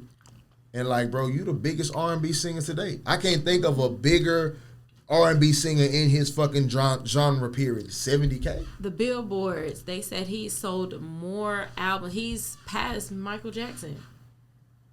They posted it. They said he sold more records than any other R&B artist. And I think a lot of it too is that he is an older artist now, and with artists like that, your fans got to follow you for you to stay relevant too, because they become your numbers. And these younger children ain't really on Chris Brown like that. They on other shit. Not. So and it's the Bow Wow effect. Now we would still be fucking with him and buying this shit, but you try to change your image on us and we grew up with you. You feel me? So it's just like we not buying this new gangster shit. You feel me? You might be able to sell it to a few of these kids, but we're not even buying into that. We ain't even want to hear you talk about no gangster shit. Right. You feel me? We want Bow Wow to be Bow Wow that we grew up with. We want Chris Brown to be the Chris Brown we grew up with. And even if not as a person musically, you feel me? But it's like we're not going to buy you turning into no thug when we feel like we were with you the whole time. Right. We feel like we're part of your life because you grew up in front of us. Right. So it's like, how the fuck did you have time to thug in between us watching you grow up every day? Right. You feel me? So we don't buy into it, so therefore we don't fuck with the music, and the numbers drop. Because the thing about artists who are good throughout generations, they have cult followings. Like the people who listen to the Isley Brothers back then still listen to the Isley Brothers now. You feel what I'm saying? So if you have a cult following, that's going to happen for you. But when you switch up who you are, if the Isley Brothers start making music like Jaheim or whatever, that fan base that they had back in the day ain't going for that. We ain't fucking with that. We understand y'all trying to be modern, but that y'all still represent us along the way. So you saying the Chris Brown fans are just aging out of him? I feel like that. I think he still makes good music. No, he does still make good music, but what I'm saying is that the fans that were his older fans, because the thing about it, we attach ourselves to you as an artist before we do the music a lot of the time. So you feel what I'm saying? So that's why you got to carry yourself in a certain fashion. Right. Like if your favorite rapper just tomorrow he was, all right, I'm gay. Now he loses a whole fan base. He does. You feel me? Based on that. It does change how loud I play your music. Right, we don't give a damn how good you rap. I do got now. to turn your music down a little bit. Right, I ain't saying I'm done fucking with it. I just got to turn it down. So that's what happens. So my point is that when he changed who he was, he started going thug on us. It's like, boy, we ain't listening to your green ass. We don't even care what you saying. Right. We ain't even heard the new album because we ain't fucking with We you. remember you. No, we remember you from Degrassi Yeah. in the wheelchair. Like, let's be Drake. real. That's Drake. Let's be real. Yeah, but see the thing about it, Drake is smart enough to pander into that character instead of trying to recreate himself in other ways. He'll surround himself with some tough motherfuckers. And I heard he low key got the wildest niggas around him. You feel what I'm saying? He I does. heard Drake low key straighten some shit. Though. That's what he do. You feel me? Yeah. But at the same time, in his music, he has to remain Drake. In the public eye, he has to remain Drake. That's why you don't see him doing no tough shit. He can drop an album like what he did that makes no sense and still be successful in it. Because we accept He got to stop that. he hasn't changed who he was. Like when our artist slow, tries to boy. re-identify, That was some slow. He got to stop that. And my thing is, I understand when you go into a different genre, but I could listen to some house music and tell if it's good. Yeah, Right. That shit was slow. As a young woman, how long does your man have with his rap career? Because you're going to meet a whole lot of artists. You in that artist phase. Every nigga you meet, I'm going to school, but my album finna drop. So you in that age. You going to school, but your album. I'm just very blunt. Yeah, but how long do you give this nigga at his dream? Like I'm good at this now. he 28. You said that's the oldest you dated. Oh, you over that. You need to be over that. God damn, at 28? 28. You are over that because be realistic. Like, not trying to be He gonna rude, but like Snoop Dogg just dropped? But he been on since that's he was Snoop Snoop Dogg Dogg. just dropped. 19. And he's yeah. been rapping since he was a jit. Ill got some new shit I'm out. starting to think y'all ain't black women ain't supportive. God I'm damn. gonna support you to the She said fullest, 28, but I you gotta need hang that to shit be up, in buddy. reality, living the real moment. Let your rap Like, career be let your that be something you do, like do on the side. If you gonna do it, go on the side. That be the nigga But that don't lead that them, be your lead them hobby. for a white girl, get supported, pop, and then everybody be like, he don't fuck with black Oh women. yeah, he Uncle Tom. No, this woman. I'm not saying she give it paid up for the completely, album. like, She no, was like, do "You're it. so good, Kevon." I'm not saying Right. She in the car bumping the hell out that Killer 3. You heard that Killer 3? I'm fucking him. She loved it. I don't want you to give it up completely because I wouldn't want anyone to make me give up something I want to do completely. But You just like, told that man to hang it up. Change your direction. Depending Hang on up, how change long, the direction of depending it. on how long he's been pursuing it. If you've been suing a rap career for 4 years and that shit still ain't pop, it's time to hang it up. 4 years. No, God damn, I wouldn't give it 4 years. God I give damn. I'm just it saying, like, at Look some at it. point, if you, my ex has to understand that he tried to be a rapper. Your shit wasn't hot. Let me join the military and take care of my fucking You family. just have to be realistic. Like he had, you. But some niggas come home from the military and get on. That nigga Mystical was in the military. There was another rapper nigga who just said he was in the military. I forgot his name though. He But turned that's on fine. But initially, if your shit is not popping, it. But that's and why you're niggas don't open up to black women, bro. That's why I'm telling you, man. It's just easy to be successful when you meet a black woman. Would It's just you like rather ta-da. be honest or lie? No, I would rather you encourage. You don't got to encourage. You are completion. You are here to complete me. You make me I'm better. gonna encourage you, but I'm also Yeah. gonna be realistic. It's with all you. in how you position. But what if it. you Like, don't who- like my music? You might think it's a my way, music. It's a way to say things Okay. to people that are But like you know, changing on the flip Right. side But of check this out, that, you know, though. on the flip side of Go ahead. that though, if she wanted to open a hair salon that she felt like was gonna be successful, and you ain't think she was good at hair, and you tell her, hey, be realistic. Like she like, damn, this is realistic to me. Right. You feel me? So my thing is like a man is not chasing a rap career with it being in the back of his mind that this is unrealistic. No, all of this shit is realistic. All of this shit is gonna happen. But if that's it's why up to she him. said, "Let that be your hobby." If it hasn't popped yet, Who the like, fuck are nigga, you to tell somebody these to make their kids dream a still got- hobby? But my thing is, these kids still got to be taken care of, and dreaming of a rap career Well, is y'all not love to be providing. independent, get out here and work. You don't want to sit at home. You like to make your own money. What you And I need do me for? make my You own gave money. her 5 but bands, so I know you got that Facts. You could have put that on my album. straight up. Okay, listen. Okay. And I would have, but if that shit still ain't working, babe, listen, we gotta talk. Okay, but We listen, gotta who- talk. They gave you Be a 5 producer. bands. Be Listen, something else. who hot right now that who music you don't like? Who do you feel is overrated in hip hop? Who like somebody who's on, like we all know his name if you say it, but you like, I don't get it. Who's overrated? Yeah, like who you listen to and be like, next. The baby, Okay, the baby. he's overrated. You have one? For sure. Or you feel like just equal For the baby? sure, the Okay, baby. so let's say you dating the baby prior to him being the baby. This the diaper phase at Southwest, right? Mm-hmm. That probably looked kind of wild. His old lady at the time, like, you a grown ass nigga in a diaper out here rapping in front of people, and y'all say like, hey, wrap it up, nigga. This ain't the move. And now the baby is the baby now. How you? Most rappers have that story, bro. Yeah.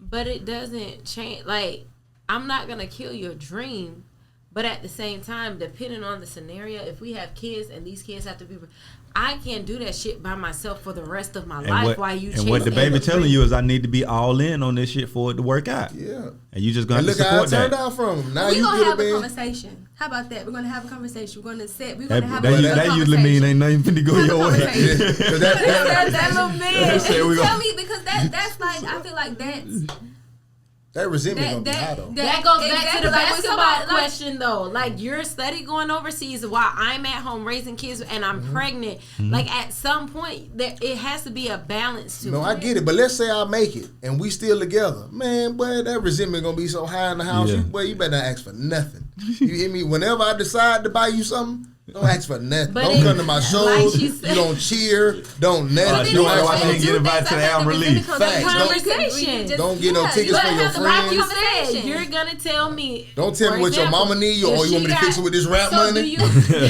No. Do you tell a woman if she got mid pussy, or you just pretend like, oh, she fired? I just pretend. That is I moan like a motherfucker, and I be like, that's awful. You heard me, dog. But why would you do that? Why when would you you can do have a that? conversation with her to correct because her she and tell her can't the things fix. that She she can't likes. fix me. But she can make it a little bit better. No, she cannot. She can, because the same thing you said. Only way you can make me better is to go get some fire. And understand.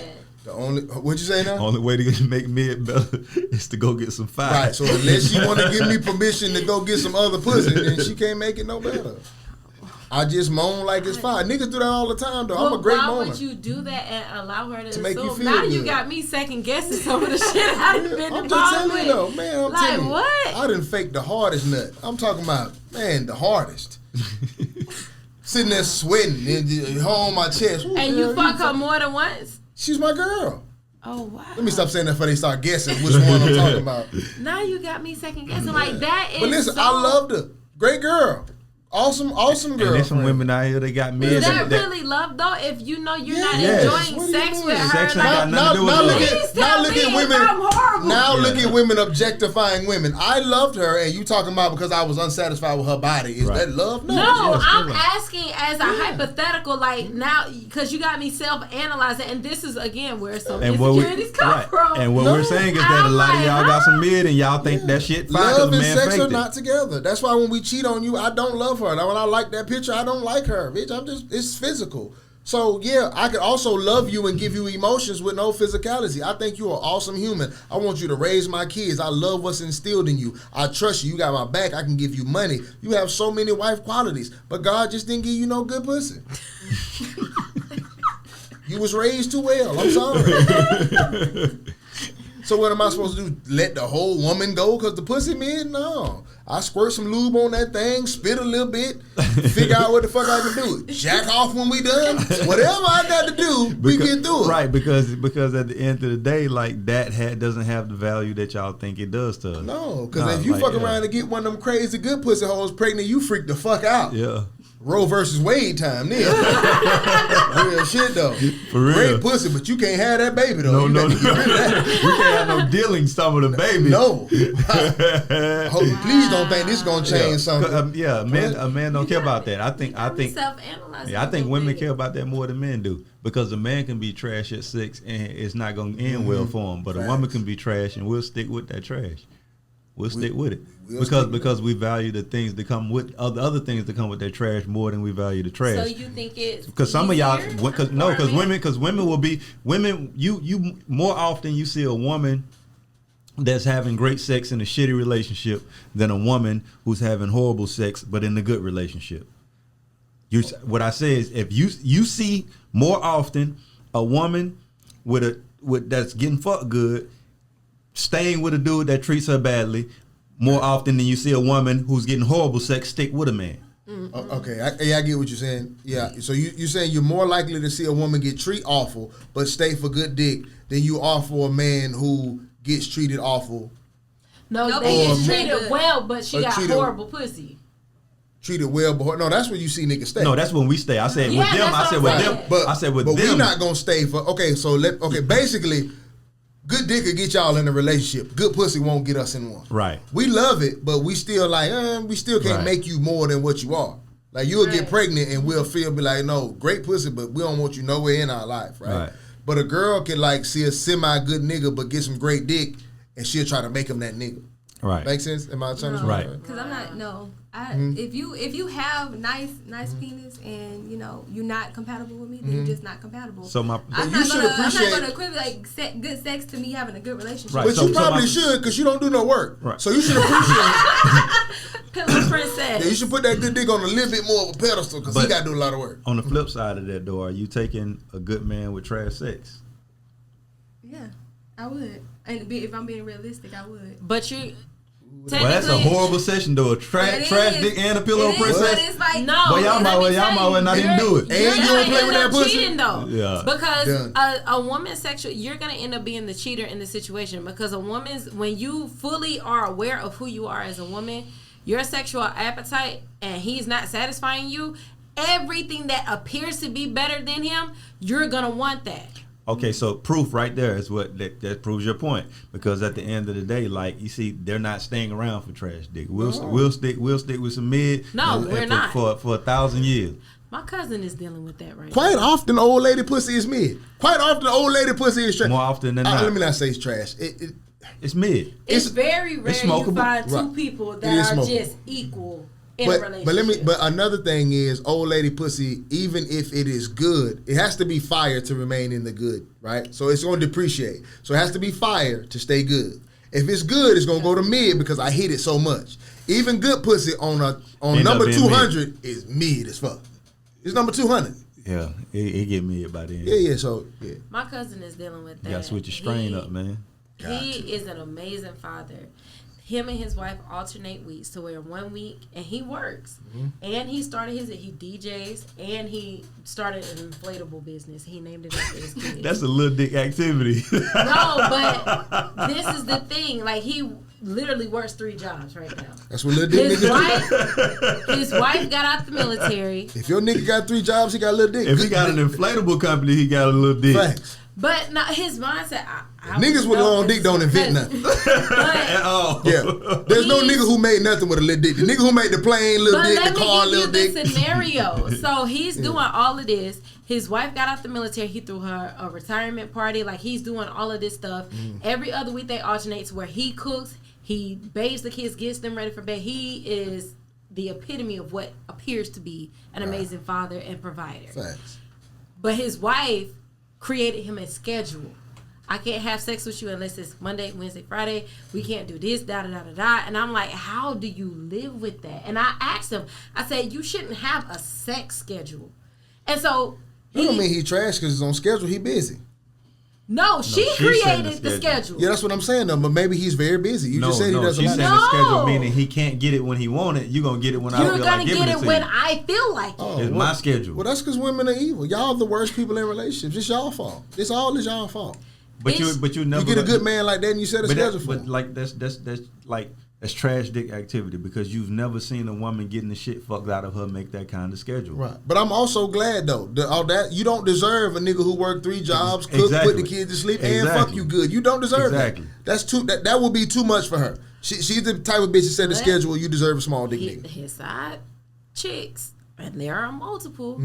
Want to be in that wife, I would never. Because they can appreciate the money. You see how this works? Right. You answering these questions yourself. They appreciate it, and they don't ask him for anything. They don't ask him for money. He don't give them money. It's nothing like that. It's a situation of, and I get it. It's their situation. They know he gonna replace her in a minute. She about to get replaced in a minute. High school. Yeah. They've been together since high school, and I've actually had a conversation with his wife where I'm like, listen, you're in a position where I wish I could have had. I begged my ex to cook one time for me. And the one time he did, my homegirl came in town and he gave her the first plate. And I'm like, nigga, I asked you to do this shit for me. And so it's shit like that to where I'm just like. She had that fire. How? She was married too. He saw them sideburns. That nigga was hoping. My dog couldn't wait to drop a bouncy house off. Y'all just had the reverse relationship. Your nigga had great dick, right? Amazing. And you got what you got. You amazing. Look how you said that. You said that like DJ Khaled. Amazing. Like, so you got what you got. She has terrible dick, and she get what you can't have it all. You can't have it all. Yeah, she want everything. Yeah, some shit don't come attached to certain people. Hey, listen, 2 hours and 30 minutes in. Shan, I thank you for coming. I want to say this to both of y'all before you leave here. If you don't take nothing away from this podcast, take this with you, please. Like Dirk Nowitzki, take that with you, okay? Play with that pussy. It's yours. No, I'm dead serious. I know I'm always joking. I'm dead serious though. It's yours. Go find some time to yourself as well. This is going to be better. How would you initiate that? No, listen. Like, do you look at it and be like, all right. Yeah, so, whatever you need to do. What we about to do? So you ain't finna tell me you ain't never rubbed that thing out in your life? During sex, yes. No, I mean just by yourself. You never rubbed rubbed out one an orgasm ever. My Christian core values. I call cap. Even God, my like God. you tricked. God call cap. I'm not gonna say. So when me and my ex were together, And then, we had toys. then you fucked out a wedlock. But you want to play with it yourself? No, we had toys and we did things as a couple, And but then- it's never dawned on me to be like, all right, Then what would make Bro. you would like see this right I don't jack off, right? So I'm not listen, I don't masturbate. But he calling me Cap. Listen to me though. Right? No, I ain't said I had never. I said I don't. I ain't never said I ain't never. Okay, but I'm not saying I've never either. But I can believe you. I can believe that you don't, but I can't believe that you never. It's always been in a situation where me and him, we like foreplay and stuff like that. Like I'm never gonna say I never had a toy. I had a toy, but you were at home for months. It was like foreplay. But I understand how it was when you were with him, or he was in the house, or he was in the city near you. But he's been deployed for months on end. I was pregnant when he was deployed. But you didn't. You weren't horny and pregnant. So every time my sex drive changed. So every time he was deployed, he got you pregnant. Every time he was taking off. Literally, I swear to God, I was pregnant every time he deployed, and you can ask him or his sisters.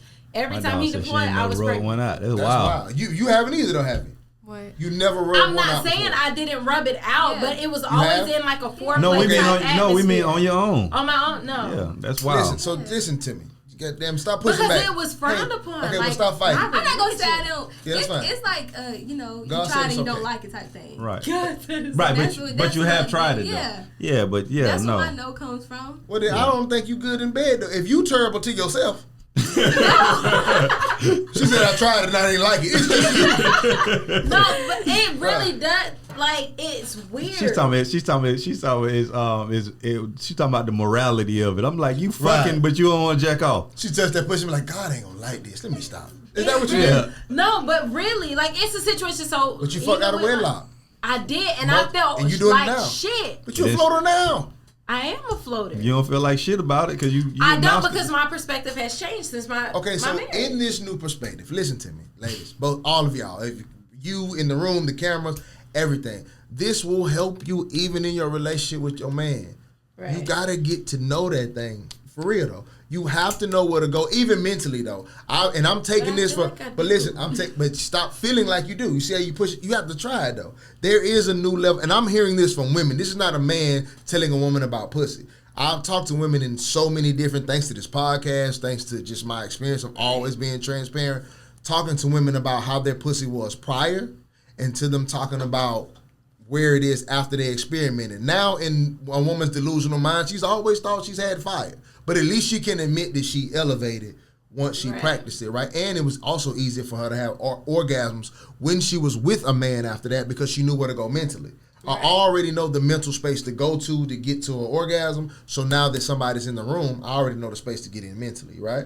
So just for experimental purposes, this is your homework that I'm giving you. You don't have to come back and tell us how it was, but I'm giving you grown-up homework. At some point in time, whether you got to take yourself to dinner, take your shower, or get you some Hennessy or whatever y'all need. Tequila. When you home by yourself and get to work on that thing. Go to a sex store, just try something. Get the weirdest looking thing up there, the shit with the handle, with the little bunny thing on the top. Just get that motherfucker. You don't know what to do. And just put it down there and see what happens. Something's going to happen, though. You keep fucking with that motherfucker long enough. And it'll help you when you get in a relationship. But y'all got to learn that thing, though. Y'all, that's why these white women, I come on here and cake for these white hoes all the time. Now, listen, they've been playing with cake spoons. So, y'all out here won't even touch it yourself. So, I'm just telling you, these white women out here, they getting a head start on these pussy. These Latino women, they already on one of these numbers. So, you know they tickle that twine. can get with the program. Black ladies, let's go. That man sound Get that like thing you up. sound like Donald Trump. You say I talk to many women. Yeah, I So many women. Facts, I'm telling you. So that's just what I want for all y'all. Get to know that thing. It'll help you out in a relationship. I've had a relationship with a woman who couldn't have what kind of orgasm is a penetration orgasm? She had one clitoral, but never ever. I don't think she's ever had one. She'll be so mad if I said that. That's crazy. But ever. There's a lot of women that say that though. Yeah, but I also think it's from a lack of experience. I would always ask her, and she was just like, it's just too much in my head. Like I'm thinking that if you ever ask a woman what she thought about doing fucking, you be like, how did you even get all that in your head at the time? It'd be the most random shit. It might even be about fucking, like, but that's what's on your mind. But anyway, just homework for y'all. Cool? Gotcha. Shan, we would love to have you back. I would love to come Right, back. you did not look 200 pounds in so you look pretty in that picture as well. Definitely didn't look Not at all. 2 pointers. Your Robert is on fleek. Right. And I haven't heard the term fleeking forever. I'm old now. I use all the old terms now. Turn, swag. My daughter asked me why I bob my head. I was like, young folks don't do that no more? Like when you listening to music. No, you bob your head to everything. Anyway, thank y'all for tuning into Anxiety Issues Podcast. I'm Adam 12 Taylor here with my brother Boneface of Boneface Inc. and the lovely Lala. Until next time. Peace.